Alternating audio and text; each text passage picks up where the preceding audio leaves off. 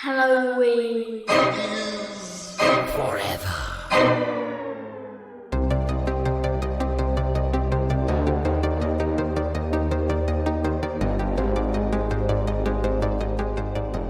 How come the Invisible Man never had kids? Why? Why, Brian? Because he's not a parent. Hey. Welcome, boys and girls, to a fucking big old fetish showdown episode. Halloween is forever. I'm Brian. I'm Meg.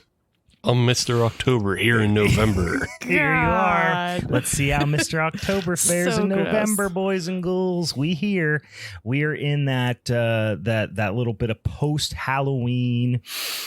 Yeah, listen. I know we're all sad. Spooky season is over for the year, but you know what? Don't forget, Christmas is. I've said this before. I'll say it again. Christmas is spookier than Halloween. It's fucking weird. There's a lot of weird shit that happens at Christmas, a lot of spooky ass stories, a lot of creepy shit, and it's not trying to be creepy, which makes it extra creepy. So we're getting into, spooky season phase 2 as far as I'm concerned. Now, we do have that couple of 3-week span between Halloween and Thanksgiving where, you're not fully into the holiday spirit. But I'm probably going to watch Santa's Sleigh. I'm probably going to get me some Bill Goldberg in my life right after we get off this recording here tonight. Yeah, I feel like I need to take a different approach to Christmas this year because, last year it definitely took me a very long time to ever feel like I was in the spirit. Mm-hmm. I love just, kicking off the season, a little bit of a soft transition from the horror movies, from the Halloween-centric horror movies into the Christmas. Maybe I'll take a week and I'll watch some Thanksgiving or something like that. But there's just not a lot out there. Let's be real about it. There's not a lot that lives in the Thanksgiving horror world. But soon thereafter, my God, it seems like every year there's 30 new. It's pretty much like the Hallmark horror movies, like Hallmark Channel Christmas movies, but Tubi comes out with an equal number of new Christmas horror movies every fucking year. So we've got some good ones coming down the pike, but that's not what we're talking about here, guys. Come on, get with the fucking program. We're talking about Universal Monsters. This is our November Showdown episode. All of our lovely listeners and social media friends were very kind to us and helped us to select our topic for November, which again is Universal Monsters, which was an absolute blast because I'm usually watching a whole bunch of these movies around Halloween season anyway, but I actually did wait until this weekend or Friday to watch a couple of these because they kind of do have a little bit of a vaguely holiday vibes. We'll get into it. We'll talk about it, guys. Before we do that, I always like to remind you at the top of the show, if you haven't already, go ahead and give us a little, subscribe or follow on the old social, the podcatcher of your choice. And if you like the show, and if you're a loyal fan of the show, and if you're not a total piece of shit freeloader, like all those bastards that was hanging around Halloween, and you're sticking around and you're ride or die, go on there to the fucking, the Spotify's or the Apple Podcast or whatever. Give us a little 5-star review. Write a little kind word in there. Send me a DM. I'll send you some fucking stickers in the mail. We always appreciate if you give us a follow on the social medias. It's at Halloween is Forever on all the various platforms and things of that nature. Now, let's get into this week, guys. We got some beers here. Meg's recording from work right now. It's a very different background than we're used to. Isn't it pretty? Isn't it beautiful? Steve creeping in the woods like he normally is this time of year. Steve is a Sasquatch. Let's be real. That's just what I assume this is all about. Now that I'm actually at work, I obviously have an icy light. I grabbed something simple, but I picked up. I'm at work, so I obviously have an icy light. You acted like that was just like a normal thing that happens at work. I'm at work, which means I'm obviously drinking icy light. Let me fucking finish, bro. I also grabbed some Chinar, so I'm like sipping on some Chinar while I'm sipping on what some is that? icy What's light. Chinar? Chinar is an artichoke base Amaro. So it's like super herbaceous. I've seen the bottle, but I've never I don't feel like I've heard that word said out loud before. Yeah. It's spelled like CYNAR. Right. Yeah, but it's pronounced Chinar. See, I did not know how to pronounce it, but I have seen that bottle before because I always think like, oh, artichoke, weird. I like me an artichoke, and I like me a weird herbaceous digestif, if you will. My favorite one. I don't know if you've heard it. It's called Plinkovac. It's from Beaver County.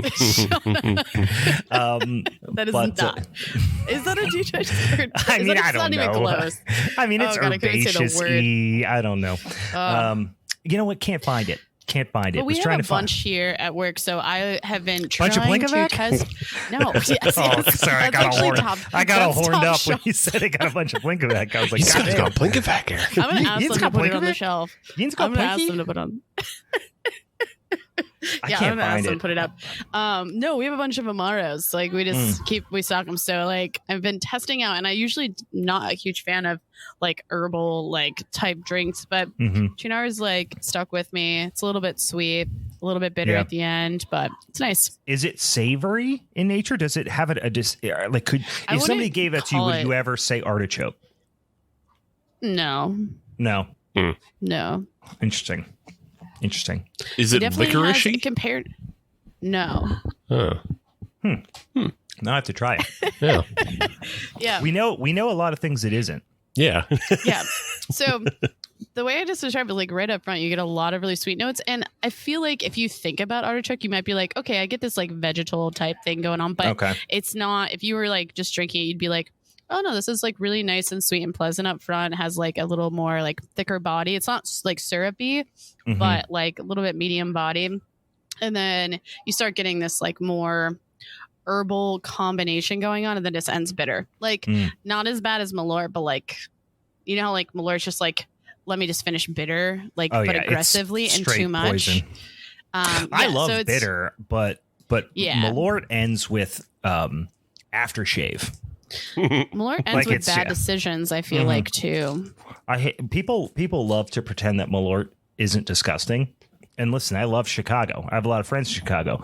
Malort, I was going to say, I'm around too many people right now that are from Chicago or just love Malort, and I am very seriously questioning my relationship with these people. Even Malort doesn't pretend that it's bad. Like, doesn't pretend it's not bad. We're diving into it. Malort and like I saw an Instagram post, I think not too long ago, that Malort was just like, "Hey, we're fucking terrible. Drink it."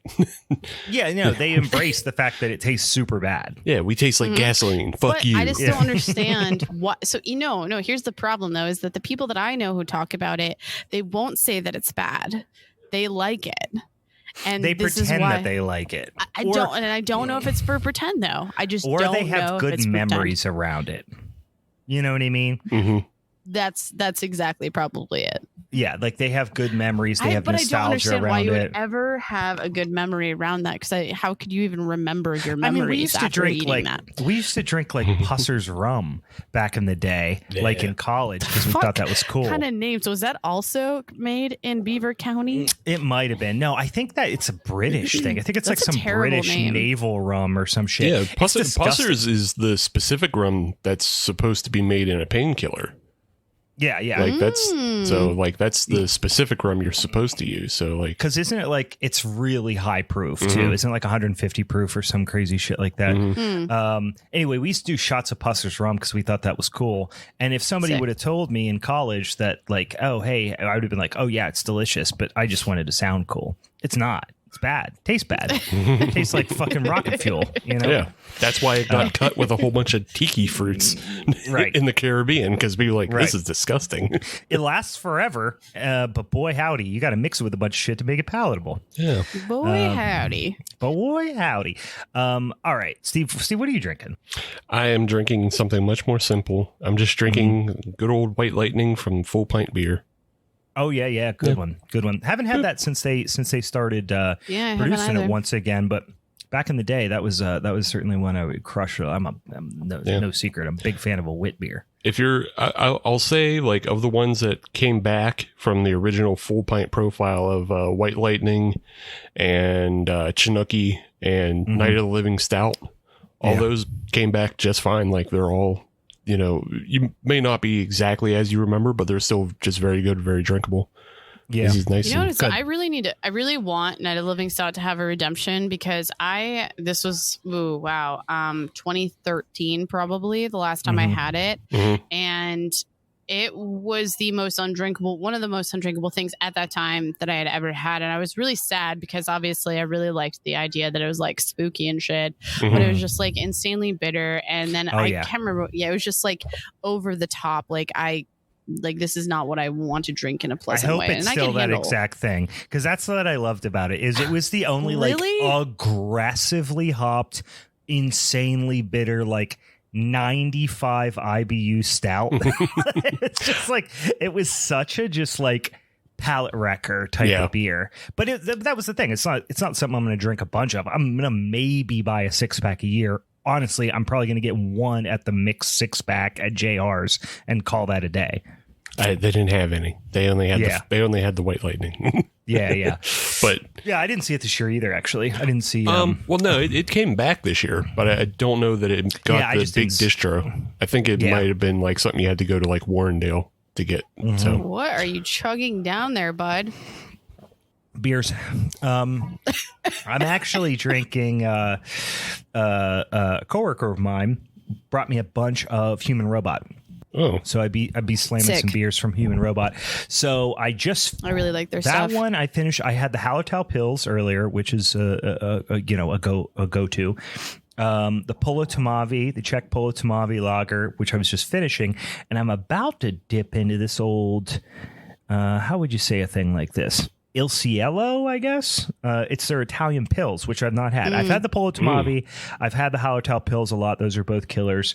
Give me all the Czech, the German words, but Italian words, no. Yeah. I don't know. I'm not exactly sure. That was me speaking on behalf of you, Brian. No, I'm you're 100% accurate. I can say all those words. I don't know what the fuck Il Cielo means. I never know when is the C a C, when is the C an S. I don't fucking know. I can't keep up with this. But this is their Italian Pils, which I have a strong suspicion is probably very, very tasty as well, because they don't really make any bad beers. So I'm going to dump into that some bitch here in a hot sec. All right. I don't think we have anything else to talk about. I think we're going to get in these motherfucking movies, aren't we? Fucking go, bro. I just did some freaking push-ups, some curls, getting my testosterone. Got the T's high. I'm already sweating, guys. I'm already sweating. I'm so nervous. I got a buzz going. I'm getting ready to fucking rock right now. My coworker did say that he would keep me stocked with alcohol while I sat here. That's a good deal. That's a good coworker, you know? Yeah. Mm-hmm. Shout out to Josh. Shout out Josh, doing it up over here. Somebody's gonna get power bombed because Josh is gonna get mega liquored up.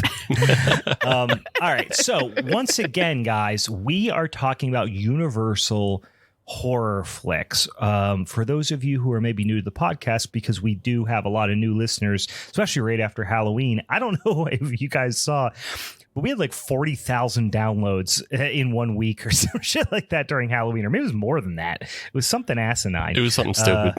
Yeah, it was wasn't it last year we hit right around 50,000 downloads at this time, and then now we hit 160 something thousand. It was asinine. Just total downloads, and which I think is great. It's insane. Oh yeah, we had 60,000 downloads in less than 2 weeks, which is fantastic. I'm not gloating. I'm just saying we always get this big old spike around Halloween, which is fantastic. And then all those freeloading bastards, those rat fucks, they all jump ship, and then we get back to our normal, several thousand, which is wonderful. We love it. Those are the hardcore listeners. Those are the ones that are listening to us in February and March. So if you're listening to us after Halloween, hail Satan. Yeah. You're out here killing it. It's our pizza nerds in Ohio. It's our horror lifters. It's our right. Shout out to all those guys. Yeah, it's our Bigfoot pens out there. Yeah, Bigfoot pens are decaying with the boys. Yeah.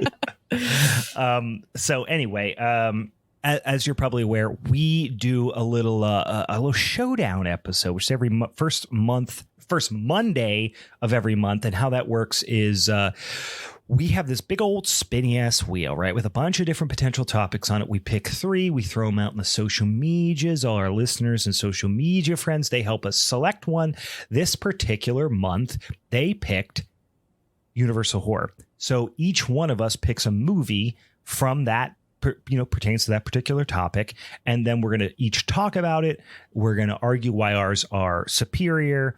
Like I said, somebody is going to get, there's going to be a moonsault onto a table full of thumbtacks and firecrackers and barbed wire. Eventually, we are going to vote, and somebody is going to hopefully take home that son of a bitch and strap for the month of November. Now, Steve is coming in with 2 consecutive months of victories. Yes. So he does get to decide the order in which we proceed discussing our various movies this evening. Yeah. What do you think, Steve? Yeah. I don't know. It's a good question. I think I'm going to go first this time. Ooh, saucy pick. Yeah. I'm going to go orthodox. Yeah. I'm going to go first. We're going to put Meg in the middle. Okay. And then, Meg in the middle. This is a new game. I like it. Yeah. And then Brian's going to go at the end simply so we don't have, 2 Invisible Man movies right next to each other. We don't have all the variable, the various invisible individuals. But you going know back to what, back. Steve? I mean, not to critique this, though. Now my brain has to go back and forth. Yeah. Mm-hmm. Yeah. I don't like That's what he's hoping either. for. I got to keep you on your It's okay. toes. And then I also have to put Brian at the end because he's already coming in. He's like, I'm hyped. I'm ready to go. You know what? Cool him off. Send him at the back. Cooling him off. Damn it! I knew Cool I him shouldn't off. have said it. Cool him off. Send him to the cooler. Yeah. This is Okay. fourth quarter. He's trying to do a kick. Kick. If you think I can't turn it on, as soon as Meg's done, you're gonna see me stand up. I'm gonna start tuning up the bands for some fucking sweet chin music. I'm gonna be over here. If you see me over here slapping my knee, You know what he probably puts in his other ear is he plays his own theme song just as soon as he's about to get going. yeah. I'm just a spooky boy. That's my theme song, I guess. Can we record that, please? Like, that Yeah. officially needs to become a thing. Well, I just talked about sweet chin music. I had to go, I'm going down that path. Well, I'm all all about right. the sexy boys, even more so about the spooky boys. If you can get both, which almost never happens. Almost never. And it's gonna continue to not happen. All right. Let's jump into this some bitch. Actually, idea for next year's Halloween costume, Brian. Be the spooky boy, but dressing like the sexy boy. Oh, yeah. Yeah. Your pants would just be like pleather, but like super like orange and black with some patches on it. Like I was gonna say, what if I go like full on like but no shirt. Lux Interior, the creep style, where I have like the like leather pants that are almost falling off, where you can almost see the top of my dick, but my fat beer gut is hanging over the top of it too.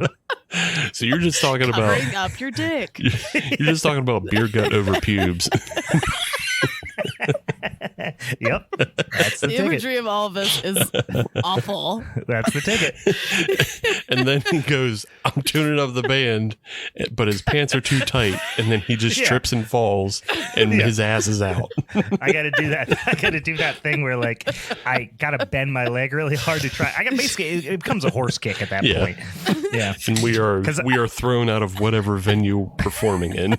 I ain't got that kind of hip flexor, strength or flexibility these days, guys.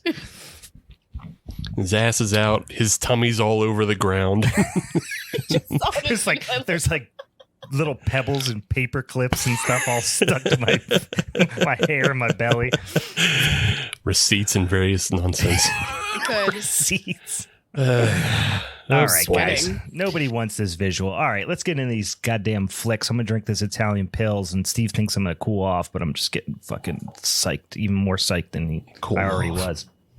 Cooling off period. Hopefully that Italian pills is bad. It just makes him mad. It's fucking delicious. Damn. All right. We're going to start with a sequel. And we're going to be talking about The Invisible Man Returns from 1940, directed by Joe May, which is an alias because he was a German fella who escaped Germany but didn't want to have a German name in the theater. Like in the Good call. No one did. Yeah. Good call. Definitely 1940. Good call. Yeah. Yeah. He left early, obviously, and because this movie was from 1940, he wasn't, a part of the war effort on the wrong side. He was, If he would have stuck around, he might have been, but who knows? Yeah, he was an art nerd, and if its and buts were candies and nuts, right. That's what I always said. But I mean, just for a little background, he was like an art nerd, and like he was a filmmaker in Germany, and he even gave like Fritz Lang an early start because he was a producer in Germany. And is he the Roger Corman of Germany of pre-war Germany? He does not have like the prolific but yeah, I'd say I'm maybe just looking at Fritz Lang, and he is the most lopsided face I've ever seen in my entire life. That's classic that classic German jawline. But it's the eyes, actually. One's 2 inches higher than the other. He probably got fucked up during the war too. So I thought you were going to say, but he's probably got a pretty big dick. So right. Those German guys, ugly as fuck. Also excuses that can be made. Ugly as fuck, but definitely very average. Guys, we're not talking about how ugly German people is. Sorry, I've had too many he is, already. but we can talk about their dicks. Is that okay? No, they're not here for this that. This is the shit I'm here for. All right, fine. Not here for German dicks. We're here for German spooky movies. All right, fine. But yeah, I'm on the wrong podcast. Sorry. Yeah, Joe May, director, The Invisible Man Returns, the direct sequel to The Invisible Man, which was based off the H.G. Wells book. H.G. Wells has nothing to do with this other than some of the characters he created. Right. This is also the first horror movie for Vincent Price. Who is playing the titular Invisible Man returning, also known as Jeffrey Radcliffe. And he's Jeffrey with a G. Yeah. With a G-E. Geoffrey, like the Toys R Us man. He's not a man. He is 100% an animal. Is he not? Anthropomorphic animal. He stood upright. That's true. He's anthropomorphic, but half man, half giraffe, all toys. But yeah, this one is admittedly more tame than what Brian will eventually talk about. It's not the Invisible Man doesn't actually return. It is a completely new Invisible Man, Jeffrey Radcliffe. Which I totally, like, the moment I put this on and started watching it, I came up with an entirely different plot that would have been hilarious. Is like, new twist. Flora from the first one is pregnant and the baby's actually invisible. Oh, that would have been sick. That would have been like, so my mind was there rules, like most actually. of the movie. Well, and they later did, Steve, you might be talking about this, but they later did The Invisible Woman. Yeah, they did The Invisible Woman. They did the Invisible Man's Revenge, I believe. There was The Invisible Agent, which was actually a cool movie, but a lot of them aren't even horror. It's weird. No, the series as a whole, like starting with The Invisible Man, the original, it takes a continuous downturn as far as like production budget and everything. So like if you start with the original Invisible Man and correct it for now dollars, it was like a $7.5 million budget.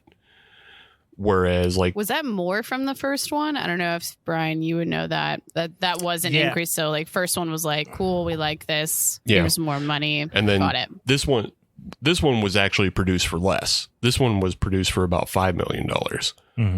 So like overall, the Universal monsters began to take like a downturn in the 40s. Budget wise is what, like who were willing to spend what, and kind of the two big directors are like James Whale, or I mean just one of the big directors is James Whale. But yeah, Joe May took this one on, and the returning thread from the original Invisible Man is the effects artist, which is one of the reasons why I picked this film. Is I believe his name's Fulton. He was kind of the photographic special effects, and he's the one that developed the ability to have an invisible man on, just on camera by photographing the process was photographing kind of the background plate that you would see. Mm-hmm. Then he would have the actors in this black velvet suit and then whatever their costume was over it. So like if you see a shirt floating, it's a shirt over top of a guy in a black velvet suit. It's almost like proto green screen in a way. Oh, totally. Yeah. And it had to be like four different developments of the same scene. And then they layered them over top of each other. Interesting. And so like this film, I think is the much more refined version of that. You can tell like when you watch the original, there's still like a lot of tears and everything. Cause like anything that was a developing mistake, like had to be hand painted out. So you still like see a lot of harsh black lines in the original. I think, Joseph really perfected it on this one, and perhaps the later ones aren't as good, depending on like what the budget was in those films. But yeah, you see, and then on top of all those photographic effects that he does, you have all of these fun animatronics, or just simple puppets even of like when Radcliffe originally gets out of jail and he's walking through the woods, you have all these timed arms of, tree branches that gotta move back and forth. And then it opens the suitcase and the shoes come out and everything comes out, and they're all done in real long takes. If you were going to talk about, I was going to ask, I was curious like how they did that. And I don't know if that was related to some sort of like literally like pulley system of sorts, or if it was like a green screen or like a green screen-esque thing. Cause interesting. Yeah. It was a lot of like perfectly timed stagehand work of just like either pulleys or guys on ladders pulling strings. But like they're great because it's all done in one long take. So it's not like a cut and a cut and a cut. You get to watch this whole thing develop as he's walking through the woods and moving tree branches and, taking the brush off the suitcase. You could see it now with like, obviously with the advent of like HD and stuff. Sometimes you do catch a string or two. But like back then it would have been, absolutely fucking mind blowing, Right. Yeah. But you do catch a string or two now and again in both movies. Oh yeah. In both movies. I think the biggest one that stood out to me was actually in yours, Brian, was I know what you're going to say. The bike. The bicycle. Yeah, the bicycle. Yeah. When he's like, I'll be taking this. Like, it's pretty clear. There's strings. You can see them. There's strings it's and outside the daylight. Yeah, and you can just see the line that it travels on. Like the track that it's set up on. You go, I wonder where that bike's going. That direction. In that straight line? Yeah. That straight line of disturbed dirt. But yeah, let's jump into the plot of this one. The storyline plot that connects the two is Dr. Frank Griffin, who is the brother of the original Invisible Man, Griffin. In a long line of horror brothers named Frank. Right. Really picking up the mantle.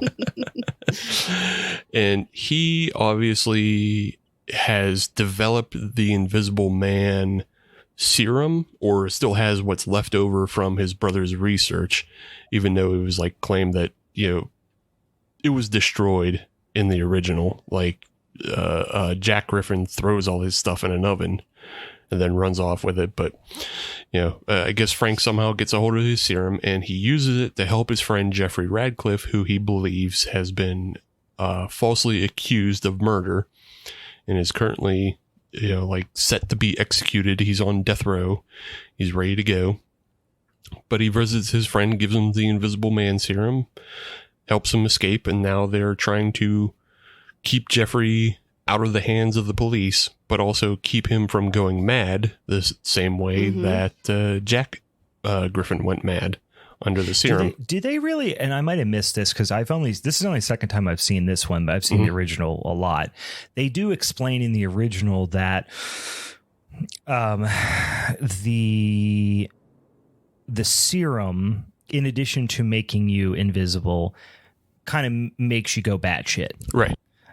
Do they explain that in this one, or is it just kind of implied? I feel like they almost implied it. Like they definitely brought it up that would be like the next step. Yeah. In this. Yeah, they keep saying it, but did they actually say it's the serum's fault? I mean, I know they do the little thing with the guinea pig and all that, but yeah, no, I'm pretty sure it. Like Frank is talking about, like the whole reason why he's got to find the antidote is because he knows before he loses his mind. Yeah, he does say that a couple times, but it's like, yeah. And there's a whole scene where like they're sitting like around a dinner table, and like Frank is confronting Jeffrey because he's starting to go nutty, and like so he knows there's a ticking clock. You wonder if it's like it almost felt like to me, for whatever reason, in the first one he was batshit from. I mean, he was batshit from the beginning. We'll get into it. The first one. This one, it's almost like he started to go, like the power started to get to his head, right, in a different way. Like it wasn't necessarily he was being affected as much as like it was a psychological effect of being so powerful. Right. And I think you see a little bit of the same thing in the first one in that like Jack Griffin is realizing like he can go around assassinating world leaders and shit like that. And like and Radcliffe brings up the same thing. He's like, oh yeah, like nobody can stop me. We can start taking control. You know, I don't need to go back to being seen because now I'm free. I can do as I please. Right. I mean, and I feel like the interesting thing is you have to like shovel all of that off to the idea of being mad, because I feel like outside of just knowing that you could possibly just be invisible and do whatever you want, that idea takes hold where the inhibition or like humanity of it all goes out the nose. So you just like, no, these people are just insane, absolutely batshit crazy. As far as the purpose, maybe I'm looking at the purpose of the idea of going invisible. Yeah. So again, like in the first one, it's even mentioned at some point, like Jack is like, I can take this serum and I can sell it to armies and make invisible armies, and I can be powerful that way as well. He said like basically I'll sell to the highest bidder kind of thing. Yeah. So Jack is definitely way in the mindset of like, he always was creating this for power. Whereas like, I think the turn on this is like Radcliffe is like condemned to be like at the behest of someone of power is what we come to learn. Because what we learn is that he was framed for murder. He was framed for his brother's murder. And like the person who framed him took control of his mind and, elevated some sleazy hobo to run the mine. Great character, by the way. Great he's the best character. Yeah. I love a good, just cartoonish, ridiculous. That's what I love about a lot of these Universal monster movies is they always have some absolute just cartoonish, silly ass character. Oh yeah, and like there's one in Dracula of the fucking the asylum kind of orderly, the head orderly. Renfield? Well, not. Oh no, you're talking about the other guy. Yeah, that one that always says something about all he says is like one quick liners and stuff like that. Yeah, the Cockney asylum, orderly who's always being outsmarted by Renfield. But so what I was getting at though is that because Radcliffe has been condemned to this life, that his life has been turned upside down by somebody in power. Now that he has power, that's what's beginning to corrupt him. It's just kind of an interesting filmmaking note. And I don't know how intentional this was, but it plays out well because of this, is you never see Radcliffe until his redemption. Right. And it's even before he takes the serum, you never see him before that.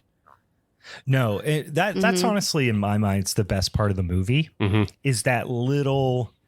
Because a lot of movies back then, I would say one like shortcoming of horror movie, like genre films in general back then, is they always feel like they have to explain everything to you.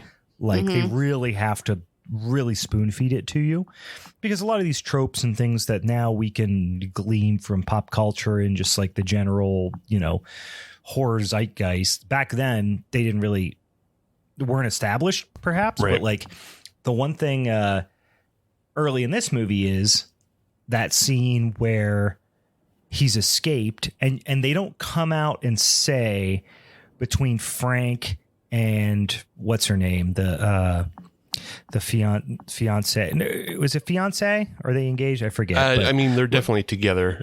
Yeah, his significant other. They actually do this little thing where it's like they're trying to get. He's in a bunch of other Universal horror flicks too. I keep want to say Kemp because Kemp's the other guy in the first movie. Mm-hmm. Cobb.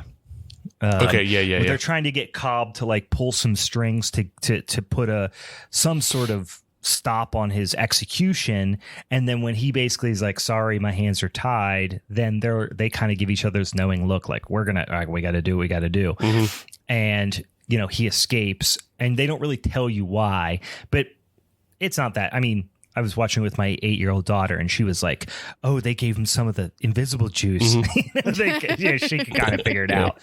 But I do like that they didn't flat out say like, we're going to sneak in. I'm going to give them the invisible juice. Yeah. Like they didn't cut, like a lot of other Universal horror movies they do, or just horror movies at this time, they do tend to spell that stuff out. So it works on that level. And the other level it works on is just the idea of the people who are imprisoned in general are just invisible. Because like you never see him. You just assume that he's locked away in the tombs, and like you're never supposed to ever see him again. And you don't until he proves his innocence, and how, he does go about that in a very mischievous way, but I'll say mischievous. Yeah. Mischievous. Yeah. It's I mean, this movie, I don't want to jump into poking holes here, but I will say a couple of things. One, I know what you're doing, Steve. I know what you're fucking doing. I got a soft spot for Vincent Price. You know this about me. So you're throwing in a Vincent Price movie knowing that I'm going to have a hard time denying one Mr. Vincent Price. But I'll say two things about him in this. This is a very young Vincent Price. Oh, yeah. This was his first horror role. Yeah. So he didn't have the persona or even the voice that you expect from Vincent Price. And so it almost at first, like if you didn't know he was in this, you might not recognize his voice, weirdly enough. No, you probably wouldn't. And I mean, I feel like you wouldn't even recognize his face at the end because he doesn't have his signature mustache and he's so very young. He's very young. And also, I never buy Vincent Price as a romantic hetero lead because he's so gay. Like he's just like he's flamboyant. Like I don't think he was ever like outwardly gay. I think he had relationships. I think he was known to have relationships with people of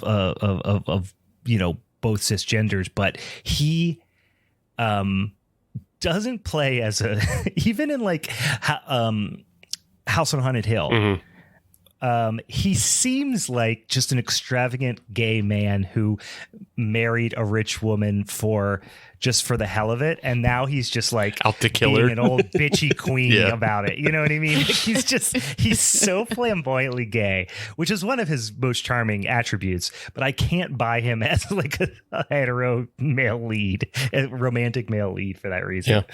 Yeah, I mean, I think it works well enough in this film because he's not necessarily, again, he's not leaning into the persona he's cultivated, later on in life.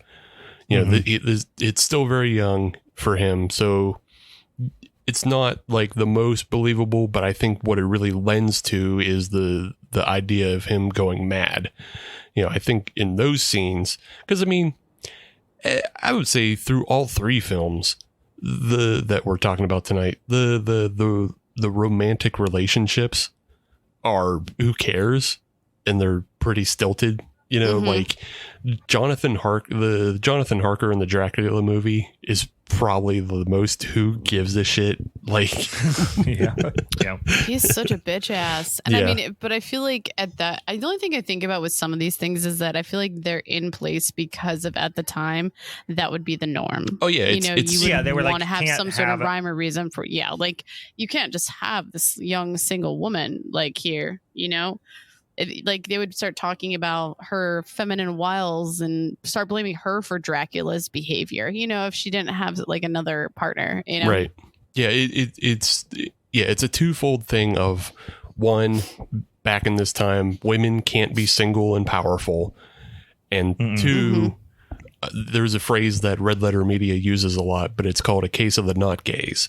And that means you can't have male leads who like are unattached to women. Yeah. So like you have to both, you both have to make women submissive. Wink, wink. Yeah. You both have to make women submissive, but also dudes hetero. Yeah. Because Vincent Price is just, he's way too fancy to not have a girl, be attached to a woman on screen, or else people were going to, start to wonder. Yeah. They're going to start wondering his relationship to all these other dudes around him. Because that's the rest of the movie. The rest of the movie is all dudes. Like with the exception, guys, we just suck each other's dicks. Just sometimes, sometimes doesn't make us doesn't make us gay. Yeah. Sometimes I take my big old cigar, and I blow the cigar smoke out, and I find his dick, and then I suck it. All these movies, I just love the incredibly thinly veiled, like homoerotic tension in all these movies. I mean, unless you're a cop, then you're a fucking buffoon. There's no right. There's no homoeroticism with the police in both of these films. They are the dumbest fucking, like, you would think I love squads. You would think you're watching like some sort of ACAB movie. Between that and the invisible men, the various invisible men's, they love to just fuck with old, like, they just like to fuck with English country bumpkins too. Yeah. Yeah. Which is just, it's very the cops in this film are literally just how I see most cops. Yeah. This one is, the one in my movie, which we'll get to, he literally, while we're on the topic, he literally walks in and goes, "Hey, what's all this saying?" Yeah. Like, he actually says that stereotypical line, which I'm pretty sure where that line came from. It must be this. It had to be. And it's like, in this one is when it's immediately after he escapes, there's the two prison guards and the inspector in this film, who's like the only person who has like any sense about him.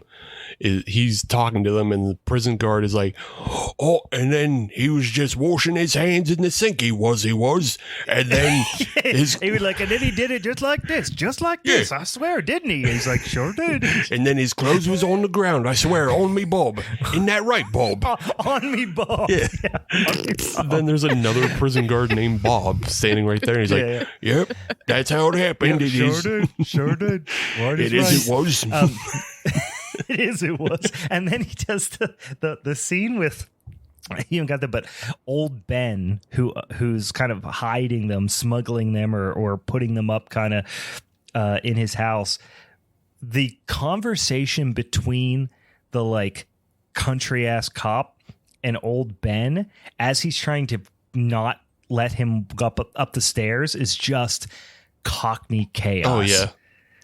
They're just puking Cockney into each other's mouths. It's so hilarious. And also, like, I don't know if this was on purpose or not, but the cop is pretty fat, and his costume is probably 2 sizes too small, because like his ass is just sticking out and his guts out. They just made him look so terrible. Yeah. I'm gonna say again, how I saw these cops is exactly how I see cops today. Perfect. British.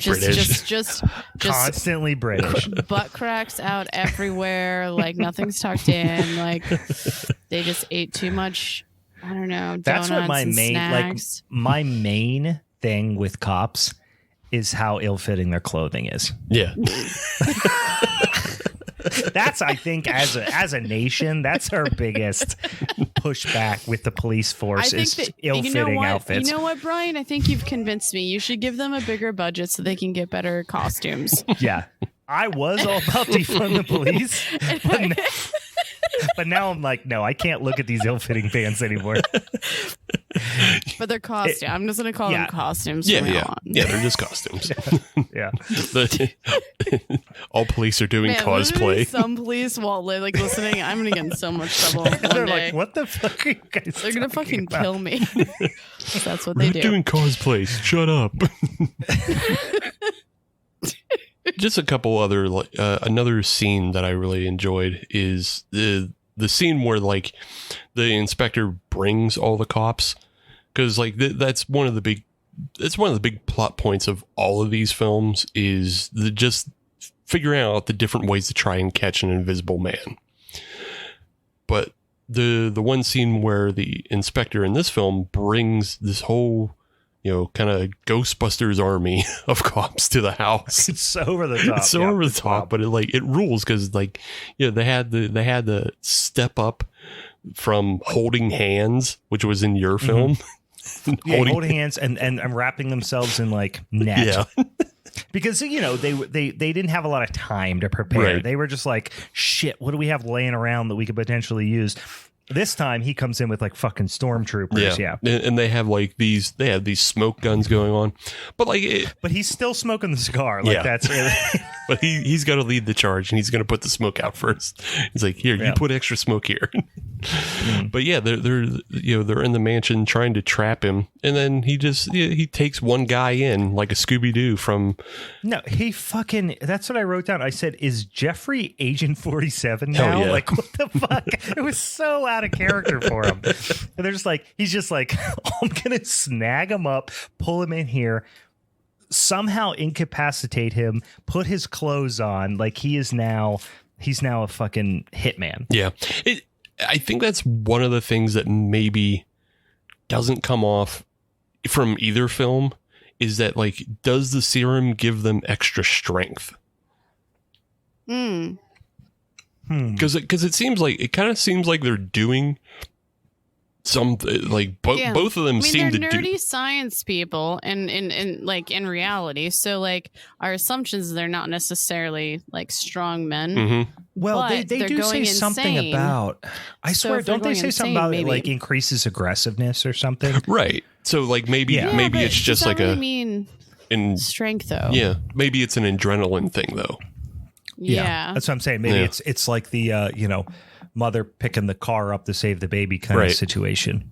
Yeah, well, even think about it like when you're going mad, like you're going to have so many, like your inhibitions in reality are going to be so much lower. And so like what a normal person would stop doing, you're just like, no, I'm just going to fucking do it. So like no one's even expecting it per se. So like instantly gives you like a little bit of that lead in that fight when, whenever it's going on and stuff like that. Because you're exactly right though, Meg, because not Frank, but Jack Griffin in the original is just a little science lad.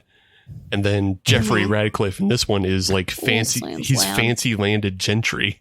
So like neither of them would be like, the Agent 47 hitman, having the strength to do things. But that's the plot twist. Tell you what. Yeah. He's actually Jason Bourne in the 30s. Oh my God, it's Jason Bourne. I'll tell you what this movie did. Made me want to go buy a wool suit. Looks just real comfy, real cozy. I forgot that was a thing people did. You can pull it off. I think I probably could. I mean, I'd sweat. Get a smoking pipe too. Patches on the elbow. Yeah, it just all goes together. There is a How I Met Your Mother joke about like patches on the elbows, and it's all about like someone being let down by a girl not showing up. You're like, you know why you have those patches on your elbows? Because when the girl doesn't show up, you're just like, oh, jeez. It's like fucking great. Tried to wrap that one up real quick. You started going down that path for that joke, and you were like, this is an audio medium. Shit. Everybody's expected to remember How I Met Your Mother. God damn it. I'm here to remind the folks. Yeah. Go back and watch every season but the last one. There's a couple good scenes that really killed me. Anywho, for another episode, not this show. For a whole different podcast, the How I Met Your Mother podcast that we do. This is maybe a silly question. Why do invisible men's never wear underwear? Because then you'd see the underwear. Because you don't have to. Right. Yeah, I mean that. When did underwear start being a thing? Like that was just like most people wear underwear. Wait, did they have some sort of like knickers that would go underneath their knickers? I think they all wore like long thermal pants. That sounds comfy. But this is also like sweaty. 1940, not like 1740. Also, it's British, so like they have different because they're like they call their underpants pants. Really? Yeah. What do they call pants? Breeches? Yeah, slacks, breeches. Slacks? Yeah. Yeah.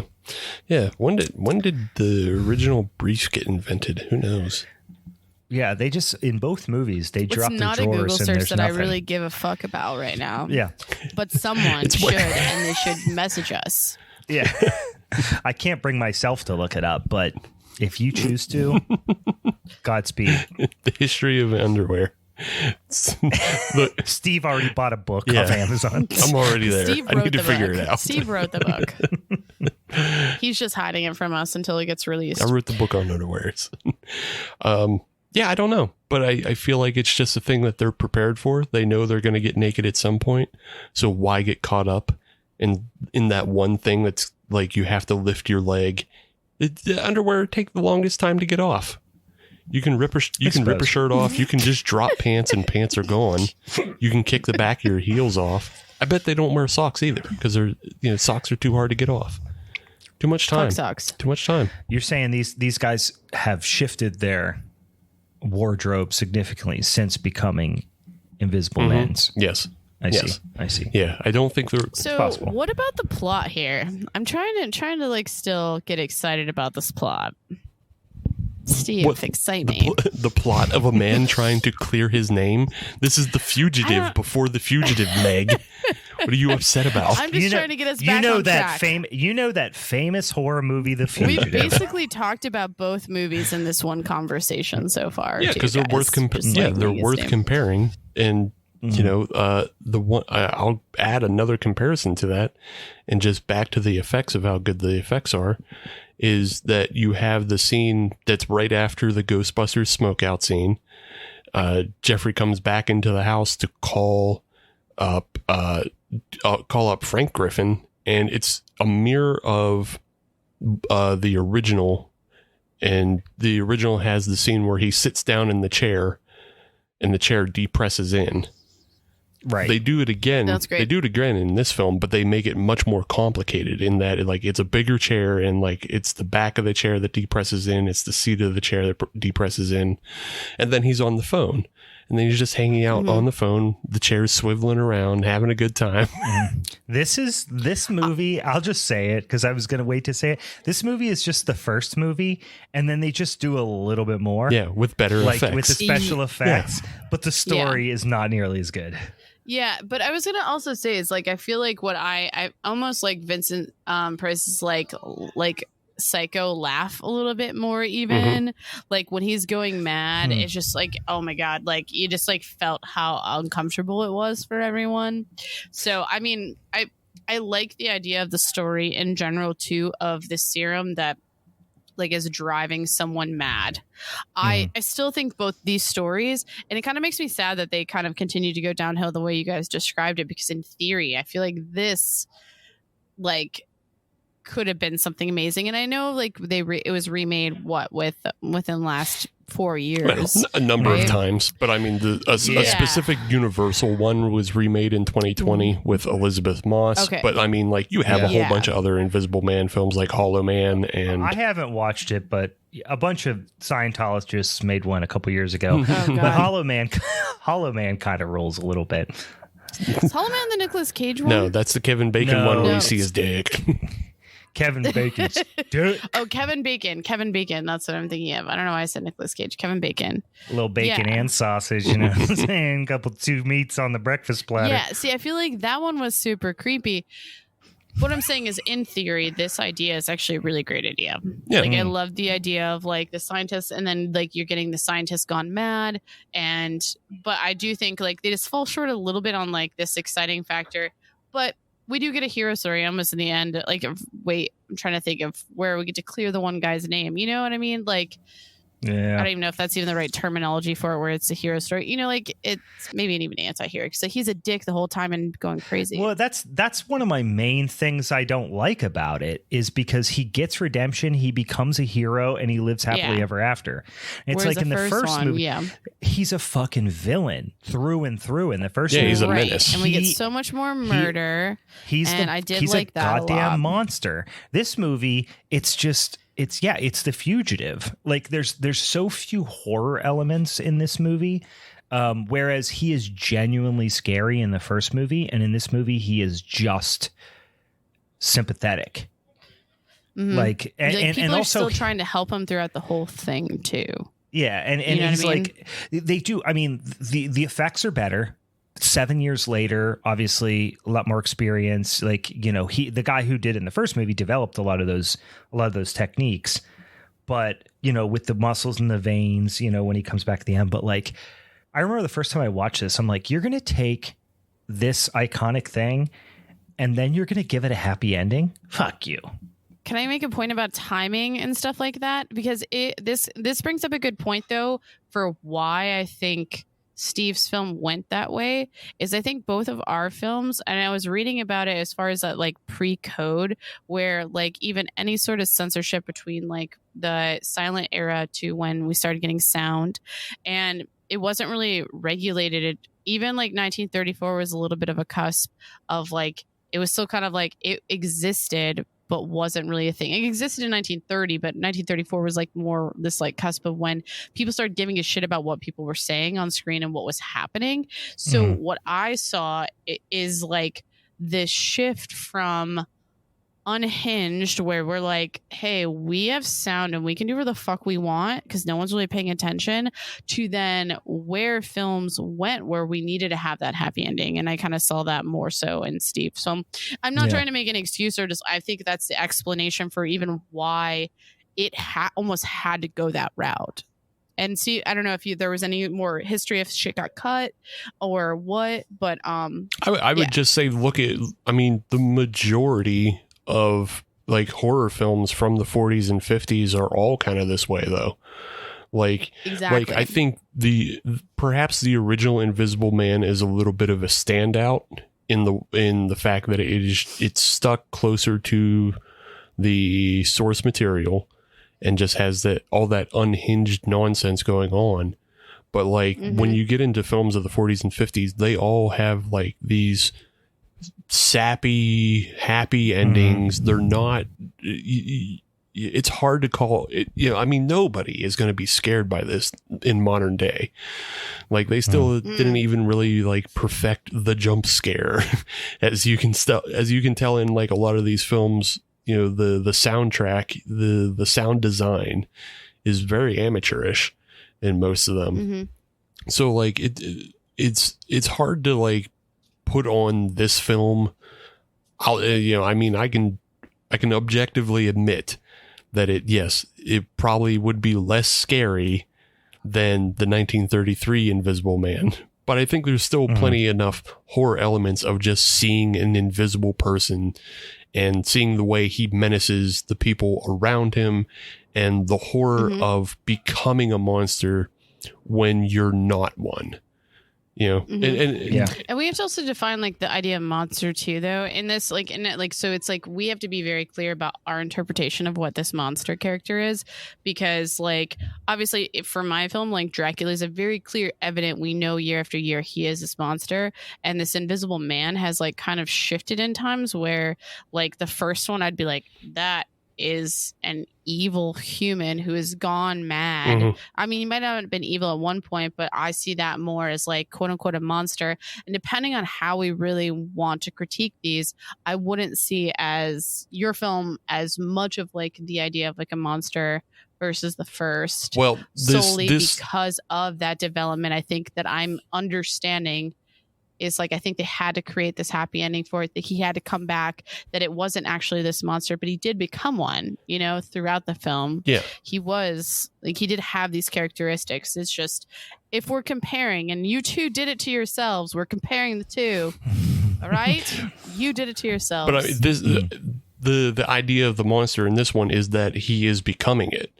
You know, they see it coming down the tracks, and it's obviously directly referenced in like that, you know, they say the original Griffin killed like hundreds of people.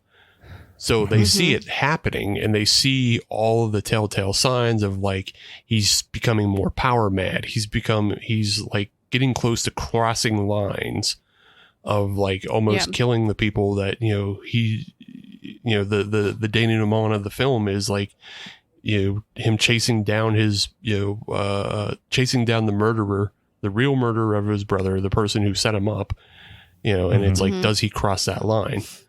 So, yeah. I think ultimately the bad guy in this movie is Cobb, right? I mean, he's the you pretty quickly realize not too far into the movie that he is really the antagonist of the film, and Radcliffe is he threatens to be this kind of monster or whatever, but he never really goes down that path. So it's like it almost the monster becomes the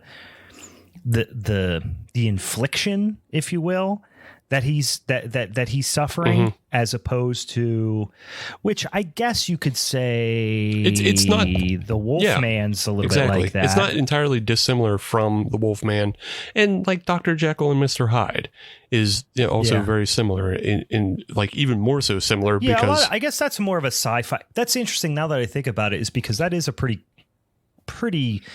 regular sci-fi trope. I mean, you could even go as far as say Frankenstein's that, you know what I mean? Even though it was like the brain of a murderer or whatever that they put into him. I mean, the science fiction element, the experimentation, the playing God thing is what turned him into a monster. But oddly enough, the Wolfman is the only one that is like a slightly sympathetic character that's supernatural. Right. Yeah, and it all depends on how you want to interpret the Wolfman, because there's always been, and Dr. Jekyll and Mr. Hyde is like, there's always been the subtextual link to alcoholism. Right. So it always depends on how much. Oh yeah, it's always something that's taboo to talk about, whether it be alcoholism or we'll get into, I'm sure, with Dracula, which is probably homosexuality. I mean, that's one of the biggest themes of Dracula and vampire lore in general. But it's like Dracula's a pimp, guys. Okay, don't worry, that's in my notes. That's it. That's your whole my argument. notes. Dracula pimp. But it's like it's one of those things where somebody did, like with the Wolfman and stuff, somebody did something that warranted this curse, whether it was decades ago or generations ago or whatever. But these ones are more like somebody flew too close to the sun from a science fiction perspective. So obviously, Dr. Frankenstein, the first one, this one, it's like Radcliffe really is just a victim of circumstance, that because Frank is the one that administers the drug or suggests it or wields the drug in some capacity. I don't know. I just feel like whatever the hell Radcliffe's first name is. I was going to say Daniel Jeffrey. Radcliffe. It's not Daniel. Jeffrey Radcliffe. Joffrey. Jeffrey Radcliffe, like, he's kind of doesn't have much of an arc, which sounds weird to say because he does have all the emotional swings and everything, but you don't know a lot about him besides, he was a good guy. Then he took the drugs. Now he's kind of maybe going to be a bad guy. Yeah. But no, now he's fine. Well, I mean, Jack Griffin doesn't it's the same thing with Jack Griffin, though. And I think but he's a monster. Okay, yeah, he's a monster, but like you spend so much time with him, and that there's also so many other people concerned with his situation that like you want to somewhat be sympathetic up until he crashes the train. Like, well, even before that, he pretty much, I mean, in the scene at which by the time we get to my movie, there's not going to be anything left to talk about, but the scene at the inn, the very first scene, he's lost his shit already. He's lost his shit, but like there's a possibility for him to come back as well. It's like I don't know. He chokes somebody and throws him down the steps right in the first goddamn scene, pretty much. He does. Like, he's done so. He's real violent. He also comes off more menacing from the beginning. Oh, yeah. You know what I mean? Claude Rains' performance is just, in The Return, like, he wasn't already gone batshit. Right. We're seeing from two different starting points. But anywho. So in that case, you do see more of an arc with Jeffrey, because like the first couple scenes where he's just like lamenting and he's upset of his position, he is sympathetic, And then he becomes insane, and you begin to worry like, oh, are they going to lose this person as well to the power and the madness? Because he starts bringing up all the exact same things that Jack did. He starts thinking about how he can just get away with murder and he can do whatever he wants. And like, he's no longer bound to society. Right. And like, that's what what the horror element is it's about losing your place in society and then just becoming, above it. Yeah. Like I'll just be what they say I'm going to be kind of thing or something. Yeah. I'm going to be the jonkler. The dang jonkler. No, I like this movie. Don't get me wrong. It's not like I'm crapping on this movie. It just feels like a not as good version of the first one. So says you. I mean, that's just really what it feels says like you, to me. but I say it's better because. So wait, okay. Can we please just talk about the fucking Brian's movie? Because like I feel like if we're gonna fuck with the flow of the show, if we don't, he's gonna get iced. You're also affecting me, Steve, so that's affecting my vote, bro. Oh, now we got we're politicking in here. So here. Look, so I'm not politicking. Oh my God, that's a great. Look, I'm not worried about what this does and how this upsets you, Meg, because of all the other notes I have on Dracula anyway. So I'm gonna roll my eyes. Bro. Oh shit. All right. So here are my last comments on this movie, and then I'll shut up. A man as rich as Cobb, you got to be able to afford a gun that fires rounds without having to throw them out of the barrel. You know what I'm talking? The way he fires that gun cracked me up. It's like he has the rounds that it's like a musket. That he rolled the ball down inside and it has to throw them out like a high-lie fucking Brian, paddle or something. This is 1940, okay? There is an ammunition dryness. It all has to go to the war effort. That's true. Fair. Even rich people can't afford to be having nice service weapons. The other thing I'll say about this one is two things that stuck in my craw. It's not as big of a movie as like, it's hard to go in the other direction, right? So what I mean by that is, okay, take Halloween, for example. You start with the first one. It's a small story. It's, Michael Myers terrorizing, a handful of teenagers, blah, blah, blah. Even within, because I've been thinking about it a lot because I rewatched Halloween Ends, which now I kind of love. But there was like, I don't know. Listen, How we'll talk. Did you make that about left it. Turn? We'll I'm talk done with you, Brian. About it, guys. It's a good Spider-Man film. Not on this episode. I'm not giving you that floor. No. All I'm saying is it starts as a small story and expands into a big story that encompasses the entire town. Like, that's usually what happens with sequels. The first movie, the first Invisible Man, it's a big movie. You know what I mean? I would say even amongst the Universal monster movies, very few of them span as broad of a, you see people across different landscapes, tons of different settings, the freaking train, it's in the papers. It's like he is a scourge on the countryside, right? And then you come back to this and it's not, it's just affecting a handful of people again. There's freaking 100 cops surrounding his house in the first movie, and then this one it just feels like a smaller story, and it's so hard to go backwards once you have this big story to go back to a small story. So that kind of bothered me a little bit. The other one was the culmination scene at the end with the big set piece of the coal car at the Radcliffe Mines was fine, but how does a cop shoot a person from 80 yards away with a revolver that's invisible? And also, why did Cobb confess his crime with his dying breath? Like, I just, those two things, I was like, what? It just was because we needed to wrap it up. That's basically what saying. They're like, let's wrap it up. Let's like have our happy ending. And that was one step towards it. It would have been so much better if This was an hour and 20 minutes, and it definitely could have only been an hour like the first one. Yeah, I mean, if Cobb killed, Ratcliffe killed Cobb, they both tumbled down, they both died, and then it was like, oh, poor Ratcliffe. He went mad and killed his brother and killed Cobb, and he's now a villain in the eyes. You know, he was this great guy. Now he's a villain. And it was this like melancholy kind of end to it. But no, he's got to have all these convenient things happen that lead to his redemption and ultimate survival ? Like, it was just,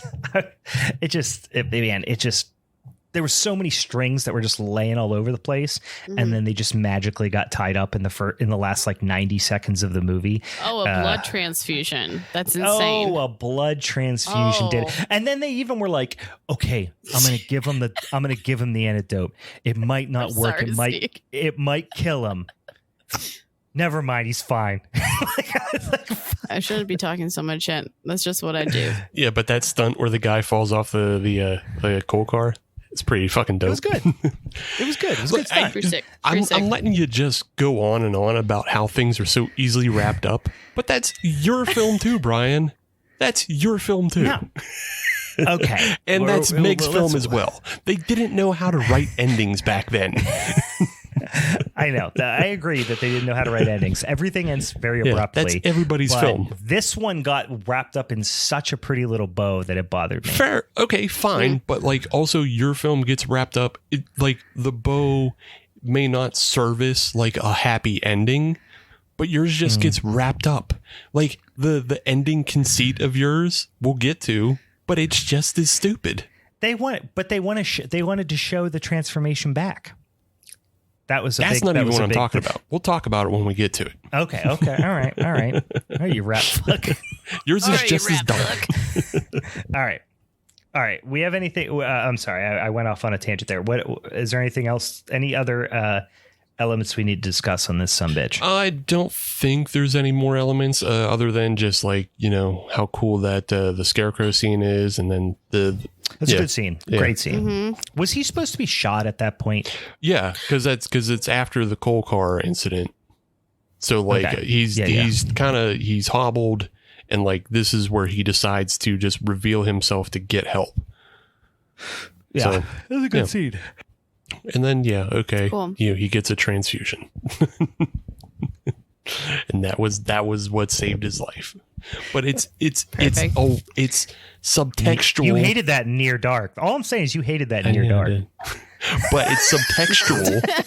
It's subtextual because they're injecting humanity back into him. Yeah, well, so were they in near dark, and you hated that shit. Shut up. I can taste my mind. No, I can ignore 25 seconds of a film to enjoy the rest of the hour 20. That's true. Especially when considering every film from before 1960 didn't know how to write an ending. I suppose. Steve does not like criticism. Anywho. You ready to get in? Is it my turn, guys? It is. Here it is. Oh my God. You're on the spot. It's time for Dracula. Oh, let's talk about Draculas. Fucking ready for this shit. So, I hope you are. Gentle sirs, you guys both chose the same movie. And mine was made first there. Don't worry. Mine was made better. I came first. Sure. We can talk about these things afterwards. So Dracula.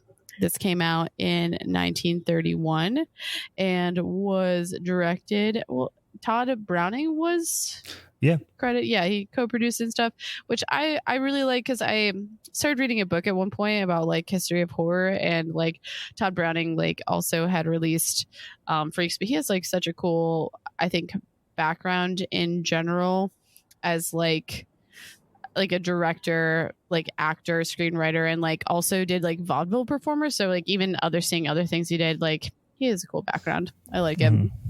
Anywho, let's keep going. But this rendition of Bram Stoker's Dracula was a basically portrayal of Dracula from the 1927 Broadway stage projection of Dracula versus just like directly coming from the book itself. But what I love, even just to kind of preface like how like not even necessarily, I mean, influential, yeah, but like this movie basically set the stage for what Dracula and like what the portrayal of it could be. And I think it is still just like such an iconic figure in that sense. And that's like Bela Lugosi, who did the Broadway productions of Dracula, kind of be characterized even between like the makeup, the style of dress, the mannerisms, like that slow talk, and even the accent and everything for the character and whatnot. And I think that was one of the things I think that even drew me into it from the beginning, besides just watching this film and loving a lot of the things that happen. But to talk about some of the origins of Stoker's novel, many people believe that he that to create this like immortal anti-hero of Count Dracula, Stoker drew upon like popular Central European folk tales of the idea of like Nosferatu or like the undead. But also I'm going to this will be kind of like a controversial, because some of the research behind that, like he may have drawn some characteristics of Dracula from Vlad Tepes or Vlad the Impaler, and even talking about being born in Transylvania, and his father was Vlad II Dracula, and Dracula basically is like the son of Dracula, and Dracula meaning dragon. So these are like kind of really fun background, is like a really great name. And some of the research even behind that idea that this character being named for Vlad the Impaler having like characteristics of being very brutal, Vlad being known for killing his victims by stabbing or like impaling them with a wooden stake.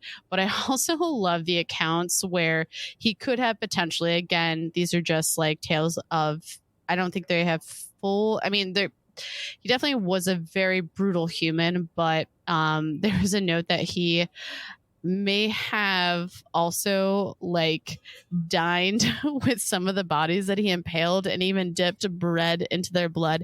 Again, I feel like these are just stories and tales, but it does not take away from like how brutal of human he was in protecting his country of sorts. So it definitely it's a sounds weird like thing that they always. Oh, sorry. I was going to say it's such a weird thing that they different vampire and specifically Dracula incarnations of the story over time weave in such dramatically varying amounts of historical knowledge. I've been watching the Castlevania animated series, you know, and it's that so one's wild how much that one's so wildly off. But then like you go back to Dracula 2000. Oh, God, that one was so much about like the historical link, you know. Yeah. So yeah. Right. Well, I think that actually that movie sucks so bad. I hate it. But I feel like that probably took the idea that Bram Stoker could have possibly driven influence. But there's this woman, Elizabeth Miller, who she did a lot of research on like this like Gothic folklore and literacy. And so she has been kind of this controversial figure, being like, there's no way that Bram Stoker actually derived these characteristics from Vlad the Impaler, mostly because she believes after rereading the book that he probably had this story, you know, based on pulling some stuff from folklore, and then just had the idea for this vampire and then just needed a really good name. And Dracula kind of like was like, oh, Dracula. And I mean, very well could have had, I think it was more so like this overarching like idea of what Vlad did, but doesn't actually know fully what he did, because she believes that if he did, that he probably would have derived more of the history from it. But overall, she's like, I just think he like had no clue about it, but like kind of had an idea about what Vlad did. And then just really like the idea, like the name Dracula itself, and thought it was a very menacing, haunting name. Yeah, that's what writers do all the time. They find something that sounds fucking cool and then they include it. Doesn't it mean like red dragon? Yeah, it means or dragon something? in like dragon in Romanian. He probably fucking heard that at a bar one night. It was like from like a Romanian person. He's like, you know about the Dracula? Can you guys do an impression? Yeah, I was gonna say, can you just say that he probably like just called it Draculas like back then too? It'd be really funny if it was like a Cockney accent or just like you guys do it better. But I just want you guys to do that, and it got like talk about Dracula. And then there was some like Chinese guy down at the end of the bar that was like, Dracula's hop, and they were like, shut up. They do not. Shut up. For sure. No, they don't. He's like, I swear to God, they hop. But yeah, but this film itself, like in this whole idea of like Universal Pictures, like really set the stage for what this Universal horror could be. So it was like very influential. And I think honestly probably could have helped other films get more money, because they're like, this had such success at that time that we can also do other stuff. I'm gonna open a beer too while I'm talking. But okay. Open a beer or two while I'm talking, or open a beer while I'm talking. I'm at work, so in theory, there's people who wait on other people. It would just be fun. I just imagine you going like cracking two, one with each hand, and then just stone cold them. I would have pierced them with my thumbs and shotgun both of them at the same time, though. That's what I would have done. Yep. So to briefly talk about, or not briefly, I mean, I'm hoping this movie wasn't long. It was an hour long, but I feel like it was still jam-packed with like really fun moments where we meet our character Renfield, who is basically trying to solicit Count Dracula to purchase this place. What was it? Something Abbey, like Colfax Abbey in London. And he's basically showing up to Transylvania being like, hey, motherfuckers, I got to go meet this Dracula guy. And they're like, dude, don't do it. Just don't do it. He's a scary motherfucker. We think he's the Nosferatu.